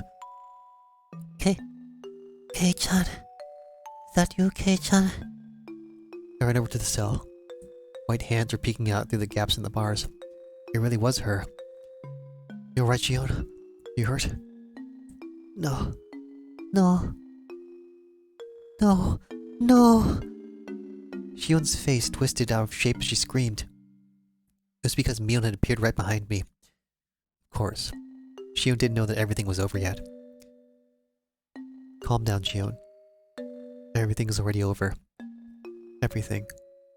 I spoke in as calm a voice as I could manage to try and soothe the agitated Shion. However, it didn't seem like it was getting through her screams. Shion, have you been... No. No more, please. No more. I don't want to see anyone else die. If you hate me, then just kill me already. I'm the one you hate, right? Kill me right now. Sis. Calm down, Shion. It's over now. It's all over. It's gonna be alright. Just calm down. Shion, who was screaming and rattling the iron bars back and forth, was truly in a frantic state. I gave a slight shrug of resignation, giving way to Mion. I had realized that if Mion was the one who locked her in here, that if Mion was the one who had scared Shion this much, then Mion was also the only one who could put an end to this. Thank you. Quietly. Relax. I won't kill you. No, I won't kill you just yet.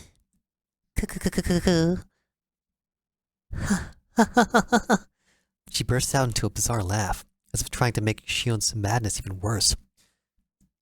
Shion broke out into a fierce shiver, brought on by that laugh, and rattled the iron bars as she wailed. Please stop. Don't kill Kei-chan. Kei-chan has nothing to do with this, doesn't he? If you're gonna kill someone, kill me right now. I don't want anyone else to die.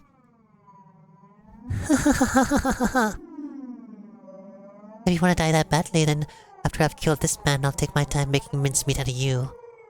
In accordance with the ancient rites, I'll do it slowly. Starting with your extremities, I'll shave you and down you, and mince you. I had that mincing machine set up specifically for you, after all. Or would it be funnier if I were to mince up Kei-chan in front of you? Hey, quit it already. What do you have to gain by scaring her at this point? No, Kei-chan, run away! Run away! I tried to rebuke Mion for flinging terrible words at her this late in the game, but when I turned around, Mion's mouth, so much so that it was hard to believe, had twisted into a shape even thinner than a crescent moon. It was a smile. I could sense it like a jolt of electricity. The person here wasn't my best friend Mion. It wasn't the Mion Sonozaki who'd been tossed about by her family, or her heavy duty of succeeding the Sonozaki family either. Then, who was she? Bam! Ugh! I saw sparks flying before my eyes like what happens when you get hit in the back of the head. The strength of my body drained instantly, and my head suddenly became heavy. My knees buckled under the temptation to hit the floor. Then my whole body abruptly collapsed. My face should have hit the floor but was comfortable, as if I'd fallen onto a down-filled futon. My consciousness reeled, then receded. It was the kind of sensation like if you took a nap in the car, but if you were still wide awake and could listen to your parents talking as if they were far away. No, you wouldn't be listening, you would only be hearing it. It was happening so far away, and the conversation was completely unrelated to you, so you would have no interest in it. So whenever Shion was yelling in my ears or Mion was in vulgar hysterics, I didn't think it annoying, nor did it interest me. Now then, I was wondering, I wonder how I should go about preparing you. Oh yes, what do you think of a good bed of nails? I tested on those two little brats, but their hands were too small for the restraining table. Let's do that. Yes, let's do that. Mion held me up from behind and dragged me across the floor. The soles of my feet scraped on it, and one of my shoes fell off. No, please stop, sis. Sis, please stop. Shion's emotions exploded outward, and she burst into bitter weeping. As for crying and whetted Mion's interest, she'd flung me down and returned to her prison cell again. My, you sure can cry with a cute voice, can't ya? Your natural bravado is making my skin crawl, but this definitely suits you the best. Mion, my big sister. I beg you. I don't care how you choose to kill me, but please at least let Kei-chan go. I'm begging you. Shion had always acted as though she were a cut above her older sister. That Shion? In such a miserable voice that I couldn't have imagined it during those peaceful times. Prostrated herself before the older sister she used to scoff at and pleaded forgiveness. Mion looked down with an expression of cool indifference, one that was plainly smiling with joy. You know, I wasn't planning on listening to your petty wishes. The way you're crying though is just too funny. I think maybe I'll change my mind and listen to ya. Since, come to think of it, I never did anything big sister-like for ya. Yes, thank you so much. Alright then, let's hear you apologize for everything. Then maybe I'll let you water under the bridge. I'll let it be all water under the bridge. And maybe, just maybe, I'll let Kei-chan go. Mion had said she might let me go, but she never said anything about letting Shion go. Before long, Shion got on her hands and knees behind the bars and began to speak weak words of apology. They were too faint for me to hear, but their intention got across.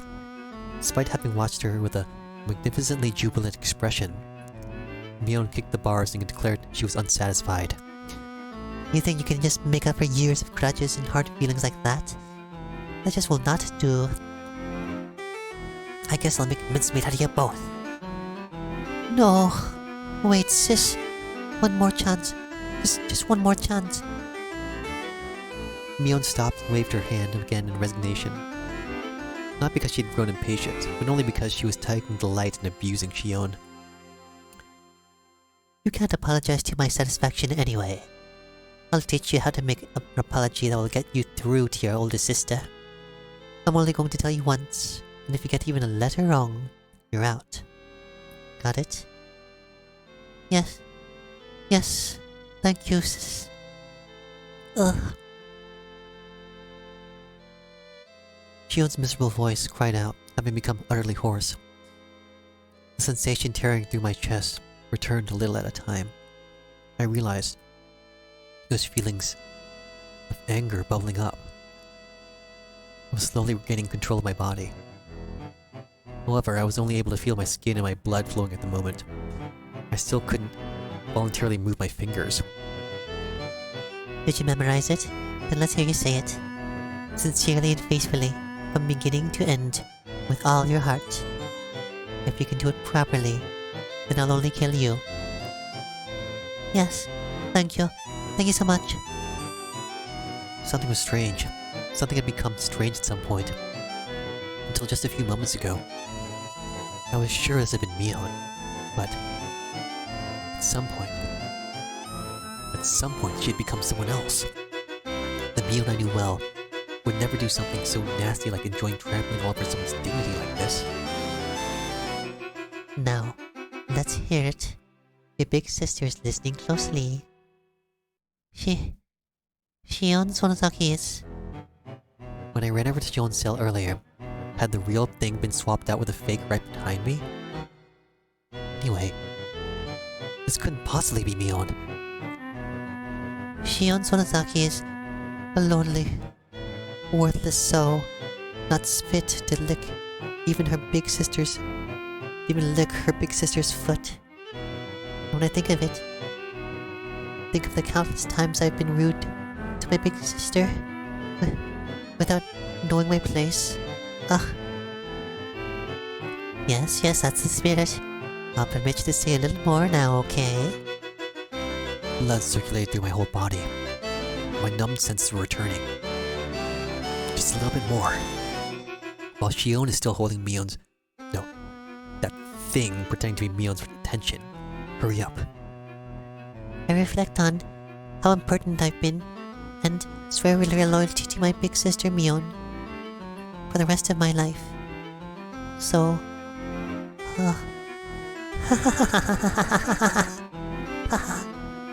Mion's burst of laughter echoed throughout the big cave, growing to a terrifying level. That was not the laugh of someone who was alive in this world. It was none other than the laugh of a demon from the bowels of the earth. She laughed from her stomach until she grew tired of it, and stopped smiling suddenly as if snipping a wire. Alright already. That was funny enough for me. I didn't think you'd throw away that much of your pride. That was plenty enjoyable. Mion began to drag me again, after I finally got to the feeling of my body back, and pulled me towards the torture chamber. Sis! Only... kill me. Please, forgive him. Don't worry, Alright. I'll be sure to kill you real good. After letting you get an earful of Keichan's screams, that is. No. After dragging me to the torture chamber, she skillfully strapped me to the staying table. Before I knew it, I was sprawled out in a bound. She forced open my hands, which I couldn't even make a satisfying fist, and tightly restrained each one of my fingers. She fastened only my hands, and my fingers at that, tightly with hinges, and locked them in place. Sis, don't kill him. Sis! The door to the big cave with the jails had been left open so I could hear Shion's cries of mortification the entire time. Can you hear it, Shion? I'm going to get started now. Please enjoy Keichan's young screams. Give it a fucking rest. The feeling in my body returned, and the first action I took was to tell off that thing that looked like Mion. We get last, aren't we? I lied before, you know, about having wanted to give Shion the most miserable death of all, but locking her up because I hadn't thought of a good way yet. That was a lie. Mion brought over something like a toolbox.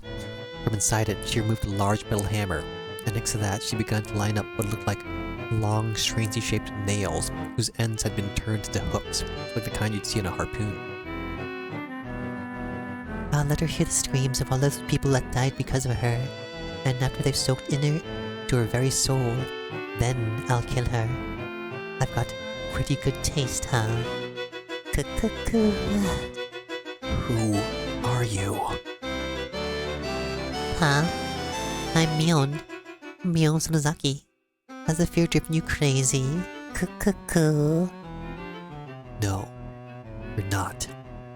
There's no way you could be Mion Sonozaki. Mion snorted and continued her preparations for the horrifying torture. I see. And if I'm not Mion, who am I?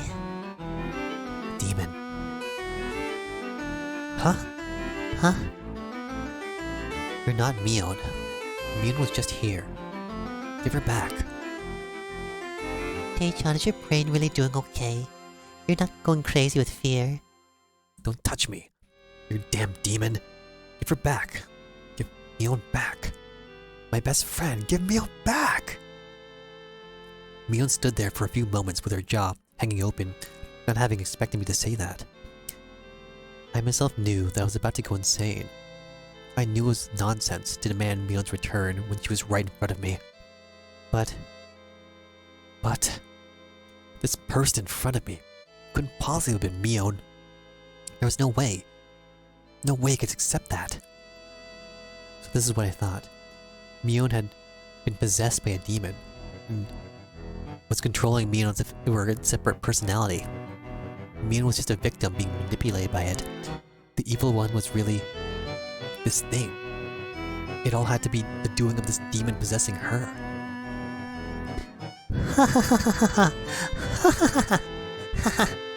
When Mion heard that, she started to guffaw, laughing so hysterically that she started to cough and almost choked. You really are a piece of work, you know that. In this very moment, Mio Sonozaki's trying to kill you and you're trying to reject me? I never knew there was such a funny person in all the world. If you want to laugh, do it all you want. No matter what you say, though, I won't accept that you're Mion. Give her back. Away with you, demon!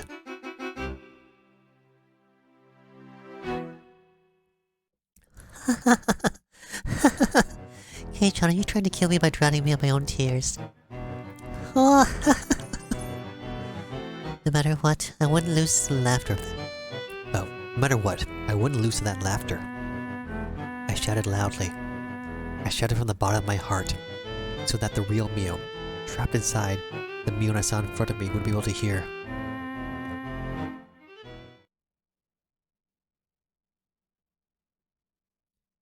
You can do it, Mion. Don't lose this piece of shit, demon. You're strong. Show me how strong you are. Wahahaha! Wahahaha! Wahahaha! The tears welled up and flooded down her face. Her hands were busy with restraints, so she couldn't even wipe them. She just let them flow. Please, Mion. Mion. Where did you lose to a demon like this? You're not that weak, are ya? Don't lose. Fight. Fight! Mion, desperately enduring her laughter, pressed one of the long nails to the tip of my left pinky. In her left hand was the hammer. At her side were dozens more nails. I could tell what she was about to do, though I wish I couldn't. Even so, I couldn't afford to be scared. That was why I shouted. Wahahaha! Wahahaha! My sides hurt like they're about to split. Is that all? I'm going to get started now. Be sure to give her some good screams. Not only am I torturing you, Kei-chan, but I'm torturing Shion as well. Why? Why would you?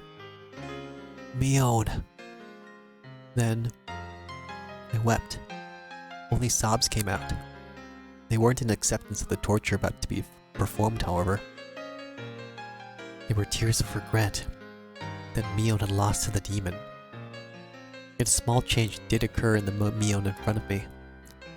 Her heightened excitement was draining, little by little. By the time I'd realized it, the one in front of me had returned to being Mion. Kei-chan, this may not be something pleasant to take to the grave with you. You really want to seem to know though, so I'll tell you just one thing. I didn't know if this was Mion or just a display of momentary humanity the demon had recovered. A long time before the demon came to live inside me, it was gnawing at my heart, trying to spur me to violence. But I suppressed it with my reason. That settled the demon down, and I got to thinking it had gone away somewhere. As it turned out, I was wrong. It hadn't left me, and I'd just gone to sleep. I noticed that there were tears forming in her eyes. The demon woke up again due to a certain small opportunity. What do you think that opportunity was? There was a sad and yet reproachful light in Mion's eyes. You understand? I don't. I don't know what gave the demon the chance to beat Mion. This might be strange for me to say, a demon to say, but you're the reason that everything got so messed up. The tears welling in her eyes spilled downward all of a sudden. At the time, if you'd given me that doll you got, without hesitating, maybe everything wouldn't have gotten so twisted. The doll I got. That doll that I got when we had our club meeting at the toy store that Sunday. You probably can't understand. I wouldn't expect you to, but you see all sorts of things falling over like dominoes after that. And soon it was too much for me to control. It only makes sense that you wouldn't be aware of knocking over the first one. since it was so small. But you're the one who set it up. I can't. Me? If you hadn't made Mion cry, then I wouldn't have had to wake up. Is that enough for you to die in peace? A mistake that I made on that day was what messed everything up? That can't be. Can it?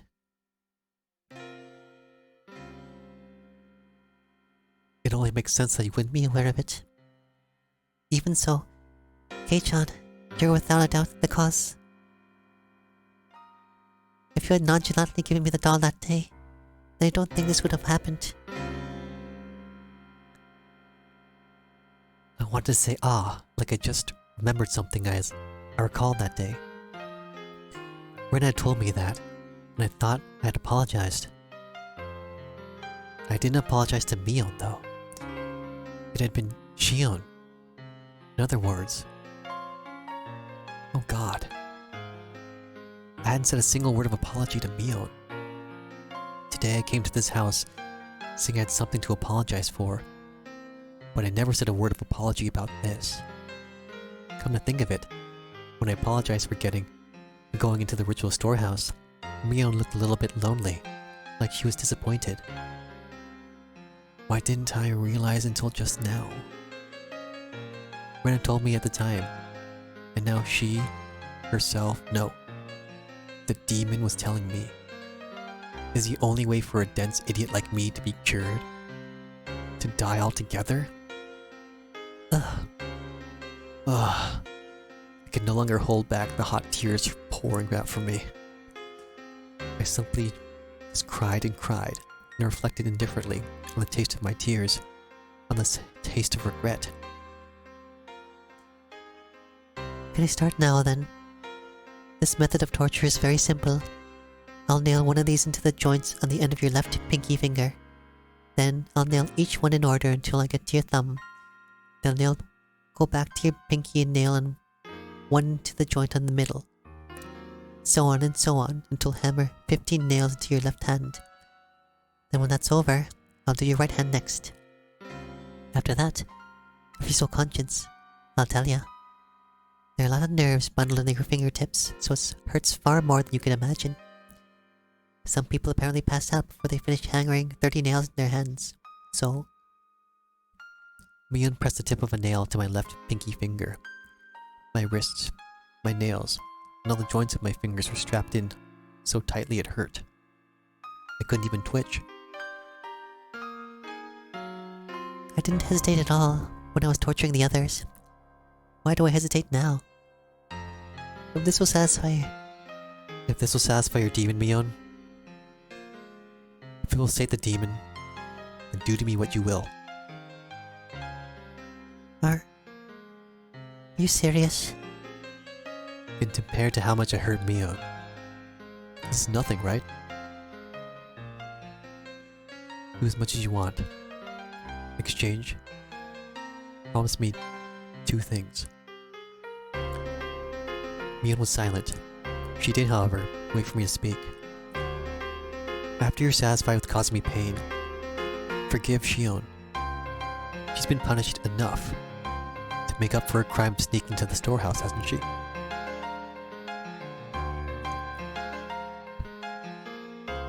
You, after all this, you can still worry about Shion more than yourself. Yeah, I'd run too. The other thing is that when you've had your fill, you disappear. Give that body back to Mion. That's all. You know, are you not even considering possibly begging for your life or anything? Can I ask you to promise 3 things instead of 2? The third is to leave me alive.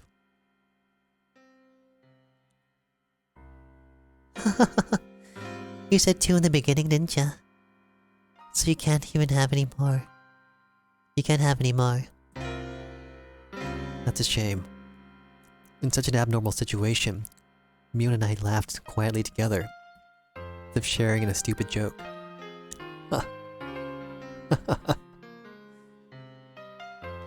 I probably won't keep these promises, understand? I'm a demon after all. If there's nothing I can do, then. I recall tightening my hands to fists when enduring the pain at the dentist's office. Right now, though, they were open all the way to my fingertips, so I couldn't even grip them. So instead, I tightened my toes.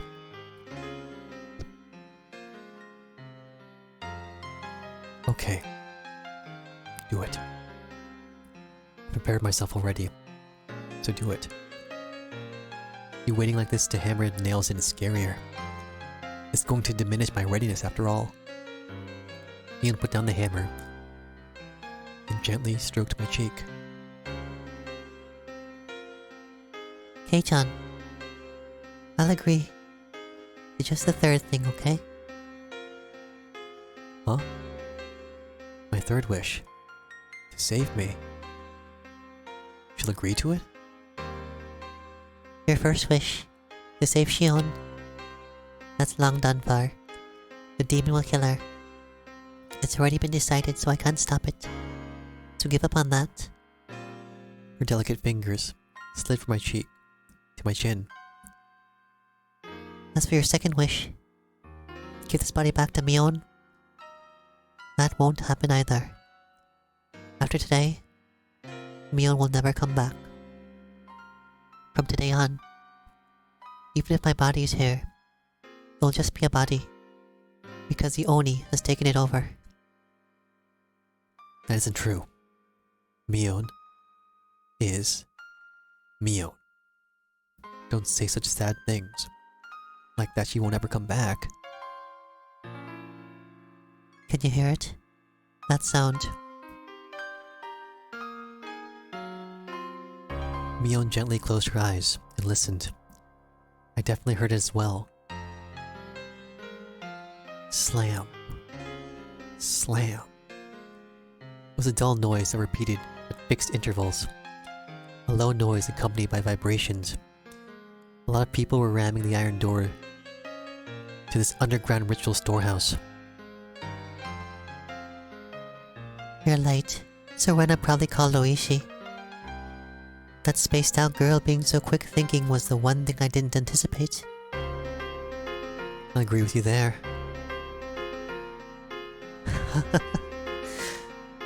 Mion grinned like she'd been outwitted, then took something that looked like an electric razor out of her pocket.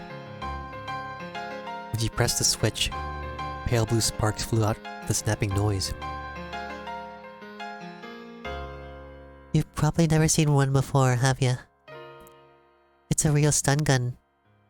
It's illegal and its output has been increased quite a bit. Was that what you hit me with before? That's not a toy children should be playing with, you know. You're right. She seemed to want to use a stun gun on me. Unable to move, I felt her press a cool lump of metal on my neck. Slam. Slam. I heard a roar, as though they'd broken down the first large door.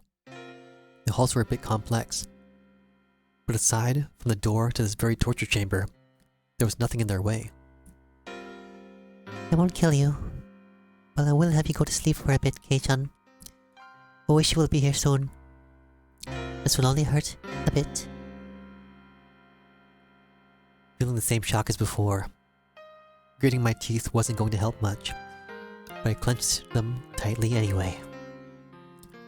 However, just as she did when she was about to hammer the nails in, she hesitated a little.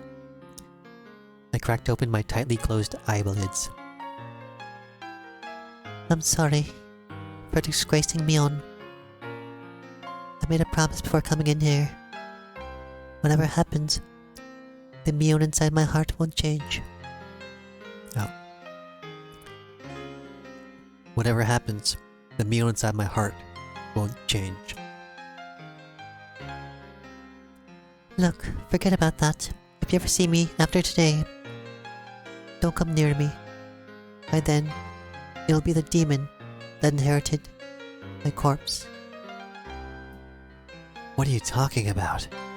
Just as I tried to say that, a much stronger light than before shined, and like a television being switched off, my consciousness went black.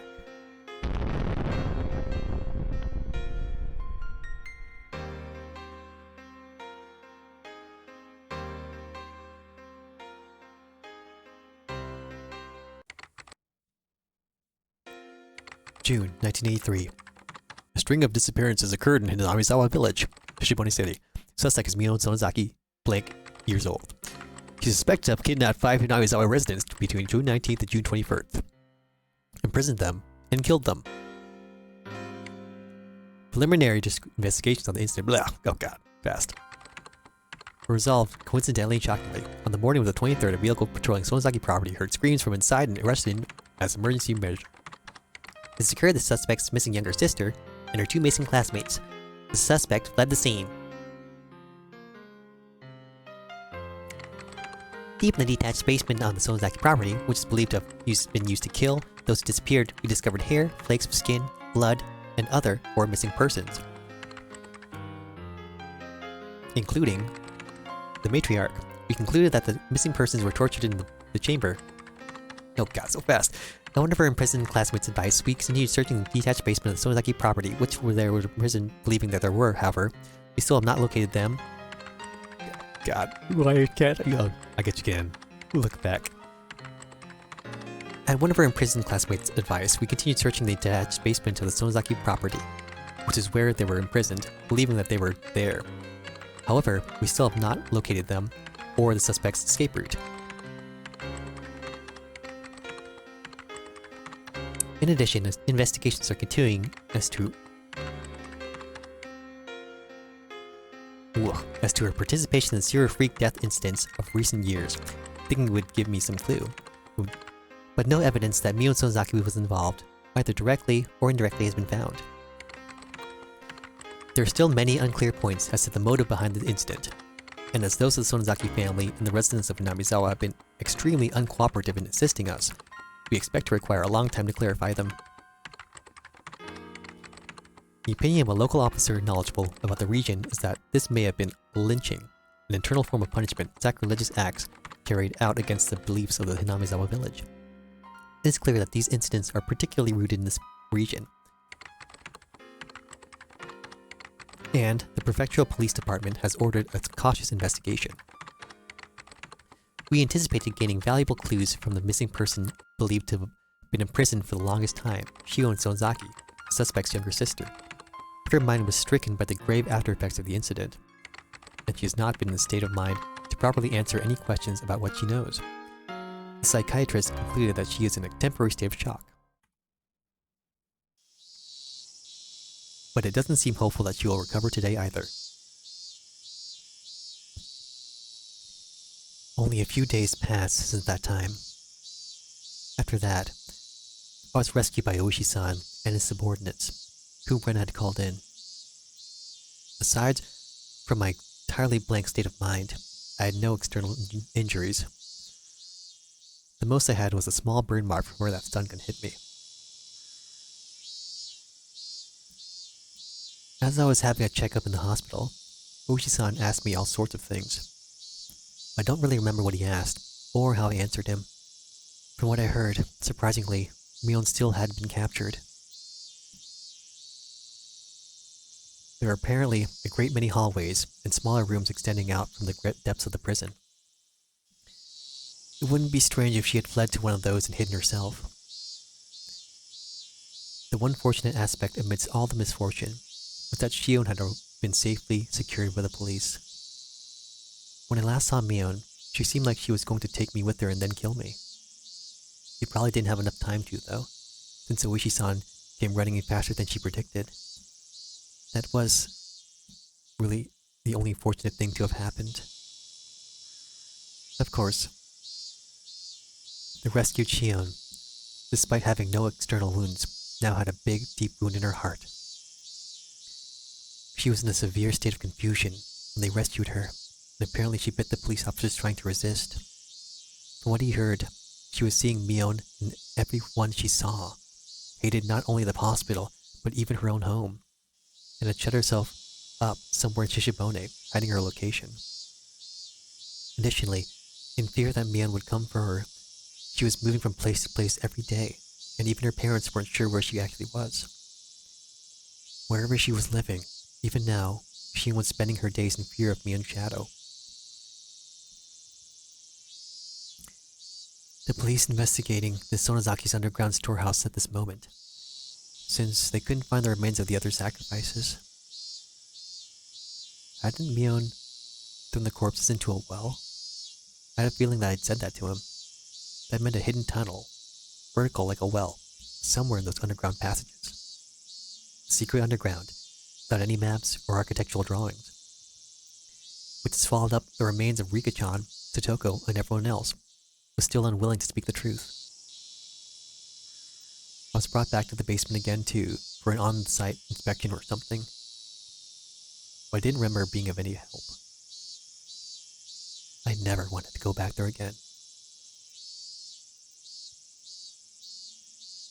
For days afterward, Sonozaki's living in Okonomiya. In other words, Mion and Shion's parents, the big-name Yakuza, would come to our house to apologize, bringing many of their followers with them. However much my parents refused it, piled up many 100,000 yen bills, calling it consolation money, every day. The amount of money grew each day, and after it passed 2 million yen, they were then given an envelope containing a letter. I don't know what was written in the letter. My parents talked about it themselves for 2 whole nights, and decided to move away.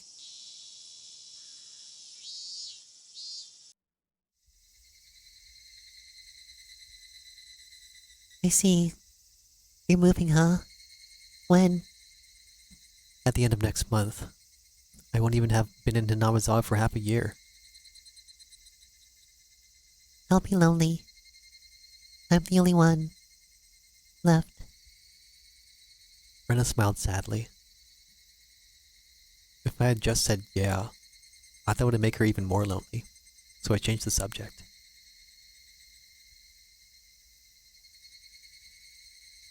Here's something to think about.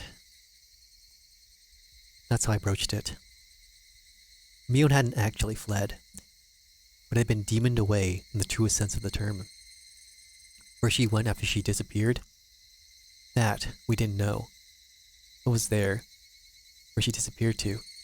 Where had she disappeared to? I hoped there was a hobby shop dealing with imports, the kind Mion liked. In that place, she would definitely be free from the burdensome fetters of her family, and live not as Mion Sonozaki. It was just Mion, and enjoy herself. Maybe she's already met up with Satoko and Rika-chan. They must also have been waiting for the day Ren and I would join them, spending all their time doing club activities, as lively as they always were. When I told Rena that, she smiled and nodded to me.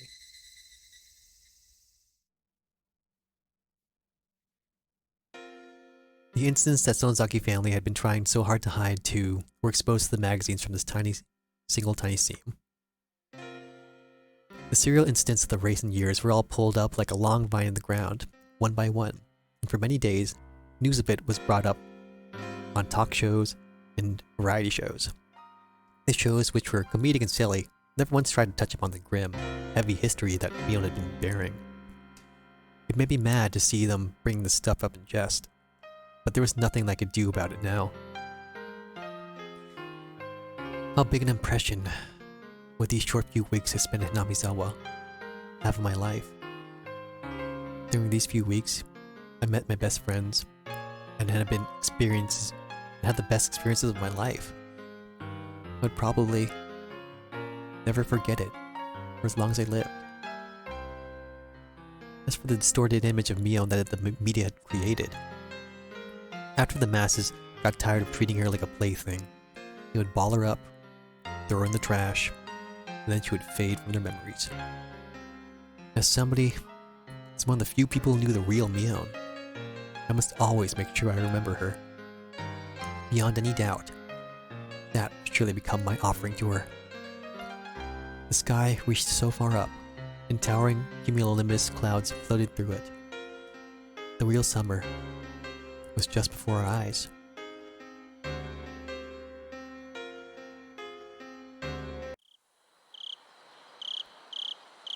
Even now, whenever 10 p.m. came around, I would expect a phone call from Shion. Or Mion, rather. Not that everything was over, of course. She would never call me. But it was precisely because she wouldn't call me that I was scared of who would call me this time. Plus, Mion still hadn't been caught. I couldn't say for sure that everything was completely over. On the other side of that fear, though, my prayers that Mion was safe. When I thought like that, I was able to sleep, even with such terrifying thoughts. The lights were off. Before, or attacking when the lights were off, was something that scared me. However, that feeling changed to regret within 2 days. The moonlight filtering through the gap in the curtains shone onto the desk and illuminated a doll. That's right, the doll that I should have given to Mion that day. She said it was an import from England or something. It was all the rage, didn't she? And what Shion said, the most popular among them were the ones wearing the fluffy dress. After being released from the incident, the first place I went to was that toy store. Everything was apparently sold out besides the things on the storefront displays. I was refused once when they said they wouldn't sell the display products. When they realized that I was Survivor A from that incident, they immediately consented. Of course, even if I bought it, I might never have a chance to give it to her again. Even knowing that, I waited for the opportunity to give it to her. I waited like this. The opportunity. With it on the desk, so I could give it to her at any time.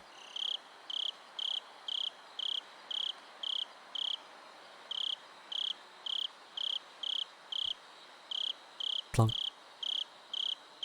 It was a weird noise. It was a noise I wasn't used to hearing.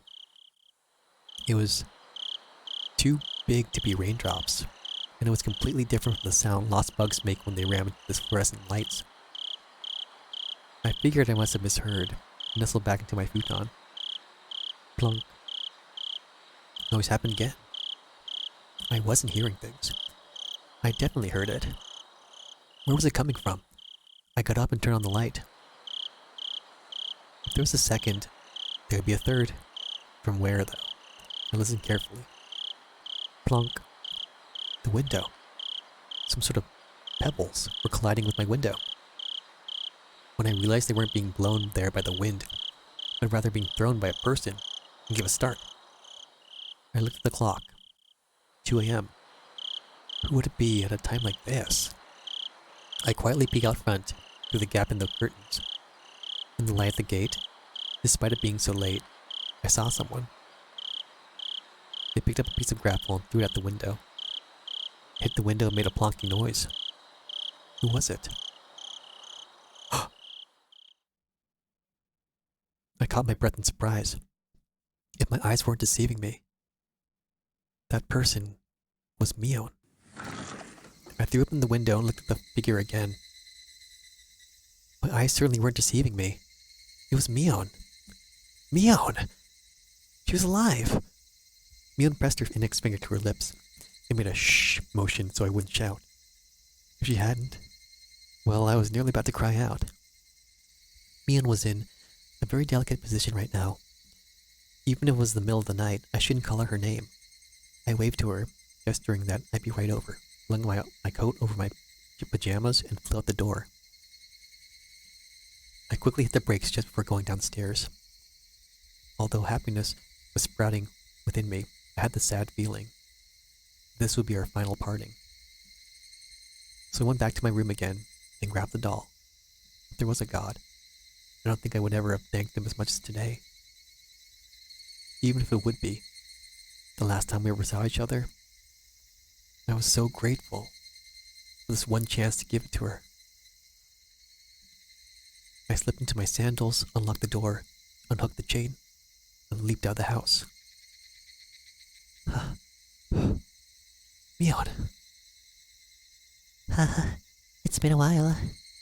How are ya? Been doing alright? it was like how we used to meet every morning. Mion waved to me and responded like she always did. It was jealously Mion. The real Mion. Are you alright hanging around this place? I really shouldn't be. She certainly wasn't acting like she knew the police were following her. It was almost like she was a patient who had gotten tired of staying in the hospital and snuck out. Her speech was relaxed enough to make me think that, and I couldn't help but be surprised. That relaxation, I thought, was more like Mia, and I was happy for it.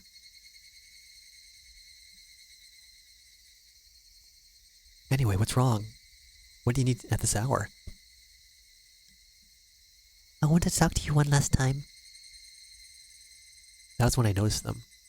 On Mion's forehead were big droplets of sweat. Her expression, too, which is thought to be a satisfied smile, was upon closer inspection, trembling slightly, and I realized that she was forcing it. Well, I can't stay for any longer. A pained note was beginning to enter her words as well, as if just smiling was a feat for her. Are you alright? You're not feeling well. I tried so hard until now. But I can tell I'm done. This is my limit. They're about to come up behind me to take me away. Mion's smile crumbled, started to stiffen. Uh-oh. Oh no, Keishi. Oh no. Did she push herself this much? Come all this way for me?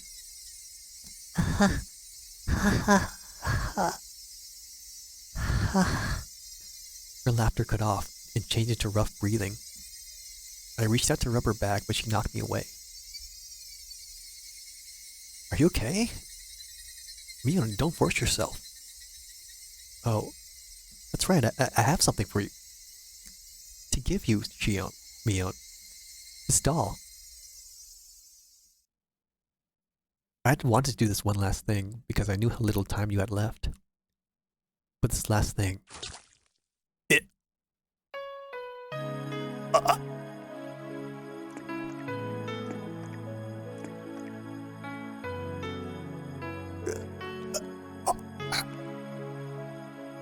My stomach is burning. Mion took a meat cleaver like knife and stabbed me. Pushed it in tight. Took it. Twisted it. Mion. Hey. What? It hurts.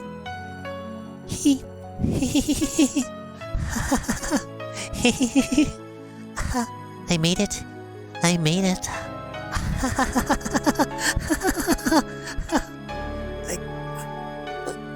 I cowered on the ground. My stomach was so hot, it was almost spewing fire. Mion watched it, then took a few steps back and cackled. Oh, I've done it. I've done it all. That's everyone. Everyone I wanted to kill.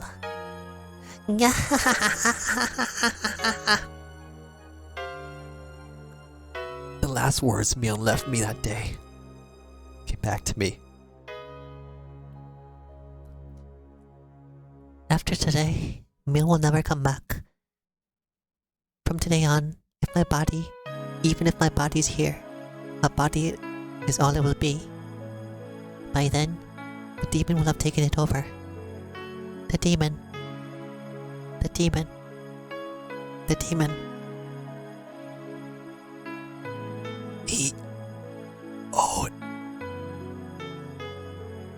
So nah.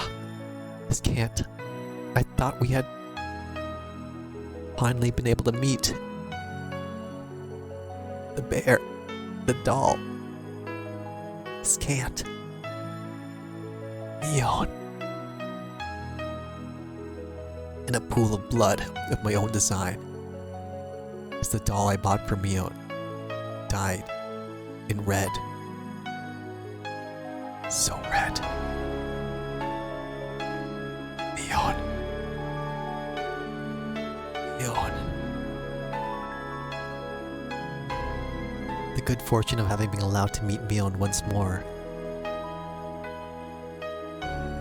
and the misfortune of that meeting being torn apart before my eyes. Should I be grateful or curse it? My emotions were neither of those, as my consciousness sunk deep to a black swamp. The doll I bought for Mion, the blood, had ruined it. No matter how I scrubbed and scrubbed, it had needlessly been ruined. Ruined. The sad moon was so white, it looked frozen.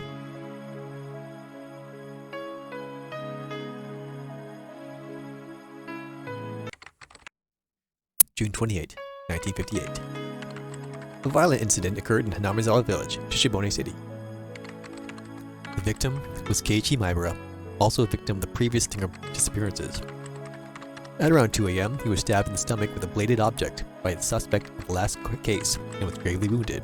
He was discovered when his parents woke up and was then transported to the clinic. He escaped death. The criminal fled the scene. On the same day, at approximately the same time, a fatal accident occurred in the Kamishiki apartment complex in Shishibone City, Essex Prefecture. The victim was Shion Sonzaki, also a victim of the previous string of disappearances. Late on the same night, neighbors overheard her having a big fight with someone and informed the manager. The manager used a master key to enter the room and discovered that the victim had fallen from her 8th floor balcony to her death. The room had been torn apart and appeared to show traces of a fight. One neighbor had frequently visited the Sonzaki house for a long time and testified that he heard what sounded just like two sisters having a fight, trading insults back and forth. We believe this was related to the injury case that occurred the same day in Namizawa Village, perpetrated by the incident suspect, and did a thorough search for the room. We could not find anyone but the victim was present. Any traces. The victim fell straight down to the foliage of a parking strip. Her neck broke, and she died immediately. Her clothing was disheveled and had markings that would imply a scuffle. We also believed, however, that it could have been an insanity-induced suicide attempt based on the particular mental state of the victim after the incident. We are conducting a thorough examination on both fronts, suicide and homicide. Oh my god.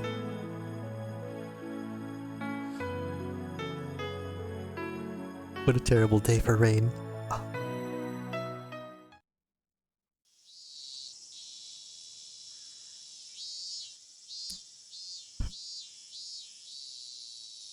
Only for 5 minutes, understand? Please, try not to excite him. Yes, I'll be careful. But luck. The door opened. As I expected, Oji-san came in. Hello, Mabura-san. It's been a while, hasn't it? Tell me, how have you been since then? The doctor says my post-operative recovery seems to be going smoothly, but I think it got worse when I saw your face.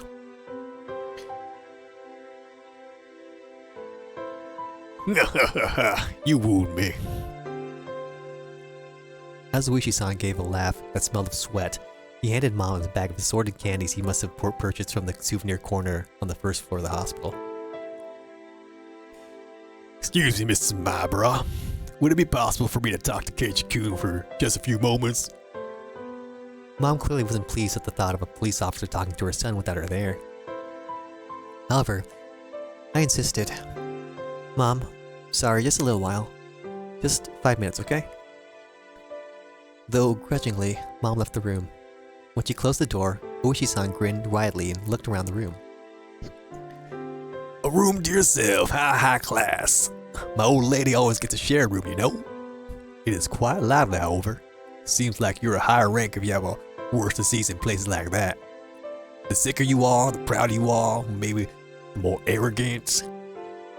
Oishi-san, we only have 5 minutes. I would like it if there were at least 5 minutes. These were the last 5 minutes we ever saw each other. I don't have any connection to Hanamizawa anymore. And this isn't in Hanamizawa anymore either. Yes, because there aren't any general hospitals in Okanomiya. Mind if I take a seat? Down we go. This was a large university hospital in Shishibone City. It was splendidly urban, entirely different from the likes of Hanamizawa and Okanomiya. It was hard to believe Hanamizawa was part of the same city. When does it look like you'll get transferred? Dunno. I'm ready to go whenever though. Our moving plans were delayed a little because of my serious injury. My parents already left the house in Hanamizawa though, and we were living in our new one. They planned to have me transferred to hospitals to be closer to the new house once we'd recovered enough to take me there. Please don't come to where I'm transferring. I really will get worse then. Man, you really do hate me. It must be my job, but that stings. That's why I brought you all kinds of lovely souvenirs in atonement. You didn't need to bring me an assortment of cookies for that. Well, you see, there aren't actually cookies in there. Look. Luigi-san pulls open the can of cookies and... Huh? Ow! Ow! I'm stretching my scar. Ow. I didn't know you were into what you were into, Maru-san, so I bought all sorts of things. See, all sorts of cute looking ones, from westerns to comic strips. Lately they have this sort of H-manga aimed at girls too. Don't bring porn in here. Take them away. Go home. Ow, ow, ow, ow, ow.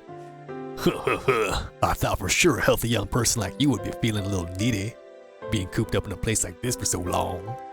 If you were to stay here too long, the only flesh you end up with is a nurse one, you know. There are plenty of other beautiful things in this world besides nurses after all.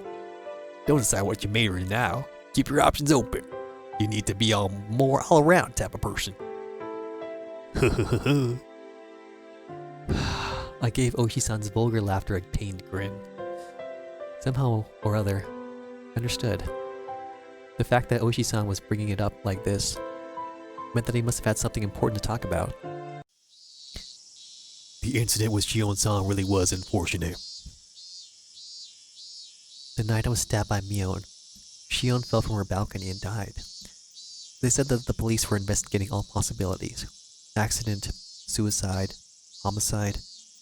But it could only have been Mion's doing. Mion found out where Shion was hiding and pushed her down to her death. Nothing else was conceivable. It couldn't have been an accident. It was Mion. It had to be. Criminology guys are saying it had to be a suicide, but I'm of the same opinion as you, my person. She pushed Shion-san and also stabbed you. In one night. Has Mion still not been found? Oh, that's right. That's what I came here to tell you today. Yes, we actually did find her. What? Ow! Learning that felt rather strange to me. I was partly relieved that the incident was truly over, and I was partly sorry that my best friend had finally been caught. I felt many other things too. My heart was a maze of emotions. That's not all. In the Sonzaki house catacombs, we found a hidden well. As you said, Mabar-san, we found the remains of all those who disappeared in the bottom. I see. That sliver of hope. That possibility that I just believed in. That Rika-chan and Satoko were alive. Just from the fact that the remains hadn't been found. Gone. It was incredibly well hidden in those catacombs. I mean, it was in the blind spot of another blind spot. It was a vertical tunnel, dug out like a whale. There was a ladder up the stairs, and we went all the way down. It was another tunnel built there going through it. When we followed it 100 meters, we found ourselves at the mouth of an old, unused well in the mountains. I wonder if it was a secret escape route this previous Ozaki family leader built. Probably was. Maybe it was... made in the Meiji era. Still, I'm impressed they built something like that. So everyone's remains are at the bottom? Yes, even deeper down than the escape path, there was a pool of coal tar. They'd been casually thrown into there. They had fallen from a fairly high spot, so the remains were totally buried in it. It took a lot of time and effort to pull the bodies up. Did you find them all? I hoped that they would at least wouldn't find Rika-chan or Satoko. That's what I wished for when they asked, but my shallow hope was crushed in the blink of an eye. Yes, all of them. In fact, we also found human bones we think are over a decade old. We think there are at least 3 people. I suppose it's the dark side of Namizawa's history. I wonder how many people's bones we'll find when we've sucked out all the blood. It is a scary thought. The weight had been pushing down on Mion's shoulders the whole time. Mion. We've currently identified people who disappeared from Shishibone City decades ago. People are talking about how this opportunity might let us resolve these disappearing persons cases that have been abandoned. After a deep silence, he breathed a heavy sigh. Oishi-san went for his cigarettes to pass the time, but realized this was a non-smoking area, so he gave up and put them back in his shirt pocket. Alright, this is a bit of a detour, but you know Rika Furude-san, right? Of course, she's my friend. Did she ever tell you anything along the lines of regularly taking insulin injections for diabetes? Rika-chan has diabetes? I didn't know what he was talking about. Actually, we found it in her skirt pocket, a syringe. It was destroyed though, so we couldn't identify the medicine. It was a bit out of place, so I got interested. You really don't know anything? I didn't know anything about Rika-chan carrying a syringe with her. Sonozaki family corporates, the Yakuza people. Anyways, it's rumors that they deal in psychostimulants. I was thinking that might have something to do with it too. Are you trying to tell me that Rika-chan's a drug addict? No, not at all. That's not what I'm saying. Just seems strange however you look at it, that she would bring a syringe with her on her way to get soy sauce. I have no idea what any of this means. My eyes are spinning. I feel sick. Rika-chan, what a trooper. You alright? Should I call a nurse? I'm fine. Please, continue. Well, that's all I had to say about the syringe. It was the only thing that personally struck me as interesting. Rika-chan. Rika-san was sort of like the village mascot after all. Looks like the village is in an uproar right now. Between the older blind believers and the Sonozaki family who killed her. The 3 families' effective control of the village is basically in shambles too. If someone came up to them with the talk of a dam again, with this sort of timing, the entire village would be abandoned for sure this time. I'm not related to Hinamizawa anymore. It actually was. I just said it because the thought about Hinamizawa being abandoned was unpleasant, and I wanted to end the conversation quickly. There was a knock at the door. It opened slightly, and my mom asked if we were still talking. Whoops, we went off topic, didn't we? What a pickle. I looked at the clock. 5 minutes were long past. He told my mother there was something he really wanted to ask, and if she could wait a little bit longer. Is that so? Keep it short, okay? There wasn't anything going around the fact that she was thinking about what a police officer could be talking to her son about. Maybe we should choose another day for this. Oishi-san... Mion... How is she right now? I wanted to just hear that answer and then get rid of him. Before I tell you that, I just need one thing from you. I just need you to answer something in all honesty. What is it? I want you to take your answer seriously, you got it? If you say something indiscreet, it could be viewed as an obstruction of the investigation, and you could be prosecuted. Oji-san kept threatening me until the end. What the hell did he want? Maber-san, who do you think the criminal who pushed Shion from the balcony? There's no way it could be anyone but Mion, is there? Then who was the one who stabbed you? Please don't make me say it again. It was Mion. Mion Sonozaki. Oji-san smiled bitterly, then dabbed his forehead with a handkerchief to wipe his sweat. I should have expected that answer, and yet it looked as though he wasn't satisfied with it. She pushed Shion and stabbed me. Did you just admit yourself that Mion was the criminal? The evidence we have that Mion killed Shion is based on testimony from the man living next door. This neighbor is actually a member of an organized crime group. In other words, she was Shion's own bodyguard. Seems he's a veteran leader in that vein, and was like a parent to the Sonozaki sisters growing up. That man said this: the noise he heard from next door, just like the sound of a fight between sisters that he was used to hearing when they still lived together. And no, there was no doubt about it. He said he heard Mion and Shion insulting each other and heard them struggling. First though, that was a hallucination she was having, brought on by her dementia. You see, he thought that because that sort of ruckus had been occurring every night.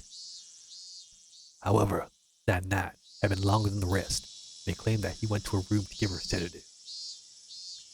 The noise died down when he got the manager to give him the key. He'd already decided he'd at least check up on her, and after she wasn't answering his calls, they took out the plunge and unlocked the door. And they saw the room was a mess. Since Shion had been pushed over the balcony, they decided it had to have been Mio. And that's how it happened. In other words, he only heard from the other side of the wall. Plus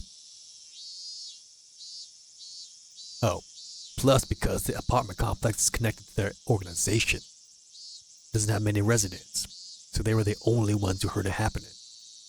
To reiterate, there was only one person who witnessed Mion Sonozaki. Even if he didn't see her, isn't it obviously Mion's doing? Now settle down. This is what I'm saying. It means that you are the only one who saw Mion Sonozaki for sure last night. After all, Shion-san, the other witness, is no longer alive. What are you trying to say? I don't really understand. At that point, Oji-san paused. The fact that this was a no-smoking area completely slipped his mind, and he took out his pack of cigarettes again. Ka-chak. He lit one with his lighter and exhaled a long stream of tobacco smoke. Were you really stabbed by Mion Sonozaki? Yes. There's no doubt about it. The smoke Oishi-san breathed out floated away, like a thundercloud swept away by the wind. Oishi-san, you can't smoke in here. The nurses will get mad. Actually, we found Mion Sonozaki at the bottom of the well too. What?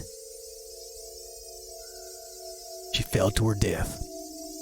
We believe that as she was trying to escape to that hidden passage in the well, her foot slipped while climbing down the ladder.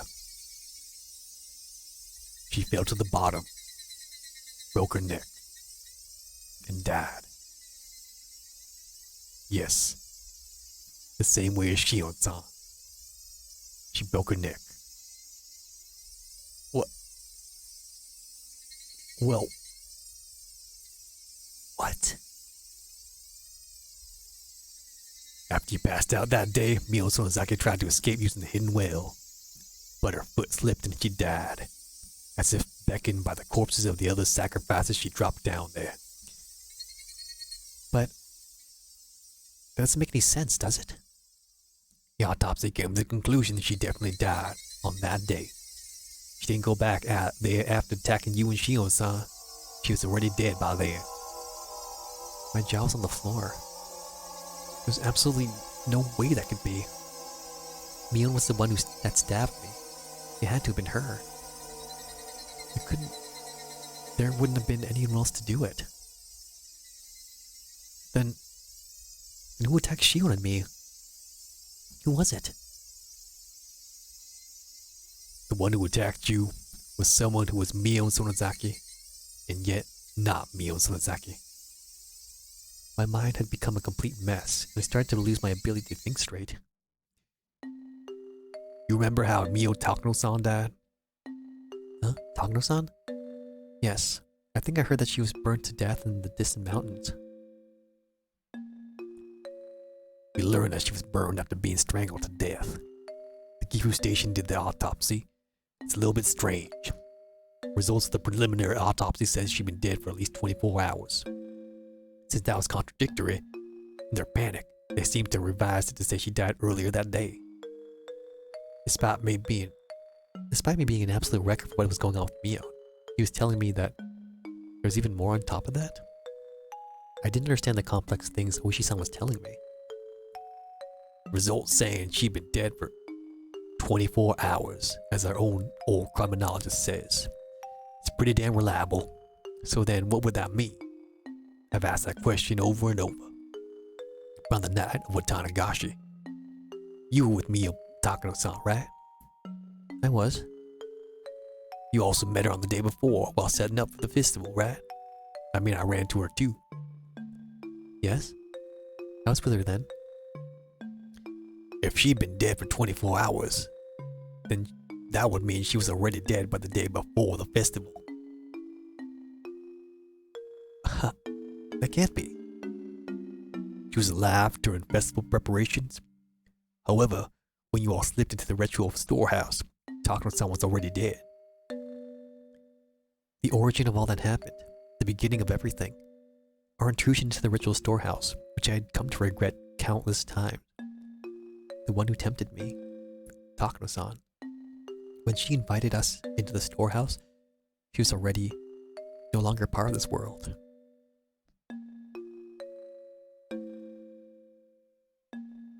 There are too many dead people walking around this incident.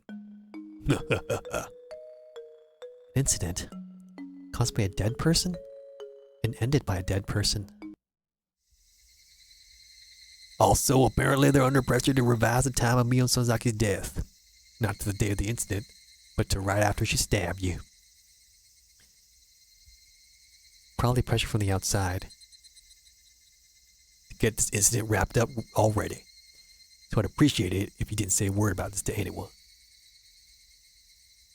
Oishi-san grabbed his jacket that was hanging on the chair, put out a cigarette with the bottom of his foot, and started pretending to wave away the smoke floating around. I've stayed too long. I came here thinking I could at least end this incident as it applied to you, but looks like it's gotten even more baffling instead. Absent-mindedly, he walked towards the door, looking at me, unable to speak, out the corner of his eye. If it so happens that something comes up you want to talk about in the future, call me anytime. My business cards and those souvenirs from before. When that time comes, I'll pay you a visit with some wonderful souvenirs again. Oishi-san seemed to think I was still hiding something. That I, after all this, would be hiding something? I'm the one things are being hidden from. I'm the one who wants to know. But let us meet again one day. Take care of yourself. Slam. I listened. The tap, tap, tap of Oishi-san walking down the hallway. I still couldn't return from my state of bewilderment. You wanted to end this incident as it applied to me? What was over? Nothing was over. The incident, still, continuing.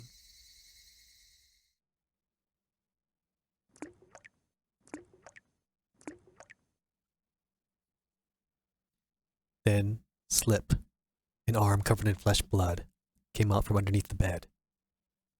I wasn't that surprised. This was an illusion I was seeing, seized with fear. Kei-chan, I told you, remember? I heard a guttural voice coming from under the bed. I still recognized it as Mion's voice. What, Mion? What did you tell me? I warned you on that day. After today, if you see me, you will be the demon that has possessed my body. You did say that, didn't you? Sorry. Guess I wasn't careful enough. That's why I got stabbed. Possibly wounds sustained when she fell from the ladder. Many of her fingernails were broken and torn. Her arm slowly felt about on top of the bed, searching for mine. Oh, hey Mion. I thought of a good joke. Want to hear it? The Mion under the bed didn't answer. Let's say I died here today. But tomorrow I'd still be here, living a normal life. So, when Oishi-san learned about it afterwards, the time of death wouldn't make sense. Once again, you make a huge deal about how someone who should have died was alive, and he totally loses his head. Takano-san, then Mion, then me third. So, funny, right? Makes you laugh, doesn't it? Kei-chan, Laugh. Or was it not that funny? Mion's bloodstained hand groped around and found my wrist. Her fingernails were torn. She gripped it hard, as if scratching me. Ow, ow, ow, go easy. Ah, it hurts. Kei-chan, I've come for you. Tried to shake my wrists loose. The strength she held it with was unbelievable, and I couldn't. She was only gripping one wrist. Yet my whole body wouldn't move. I couldn't even twitch. My fingers were spread apart, and I couldn't make a fist either. And that fact I couldn't make a fist reminded me of the restraining table. I felt a crooked nail press against my left fingertip. Oh my god, what's happening? Mion's forehead was split open, and with a face covered in blood, she smiled again and got right up, in front of my nose. Nothing was over. Nothing was over. This incident was far from being over. It was still going on. It was still happening. Someone, please end this incident. This cruel, tragic, unfortunate, sad incident. Please end it. That is my only wish. I granted you one before, remember? You don't get any more.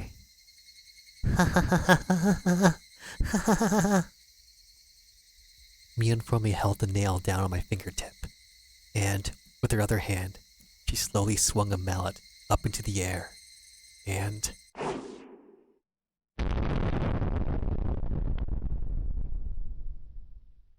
Bro!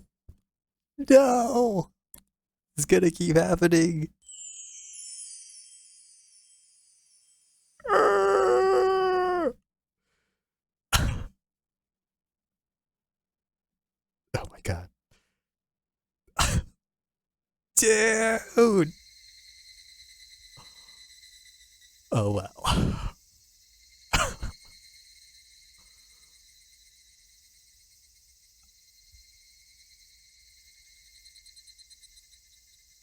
Wow. That was crazy.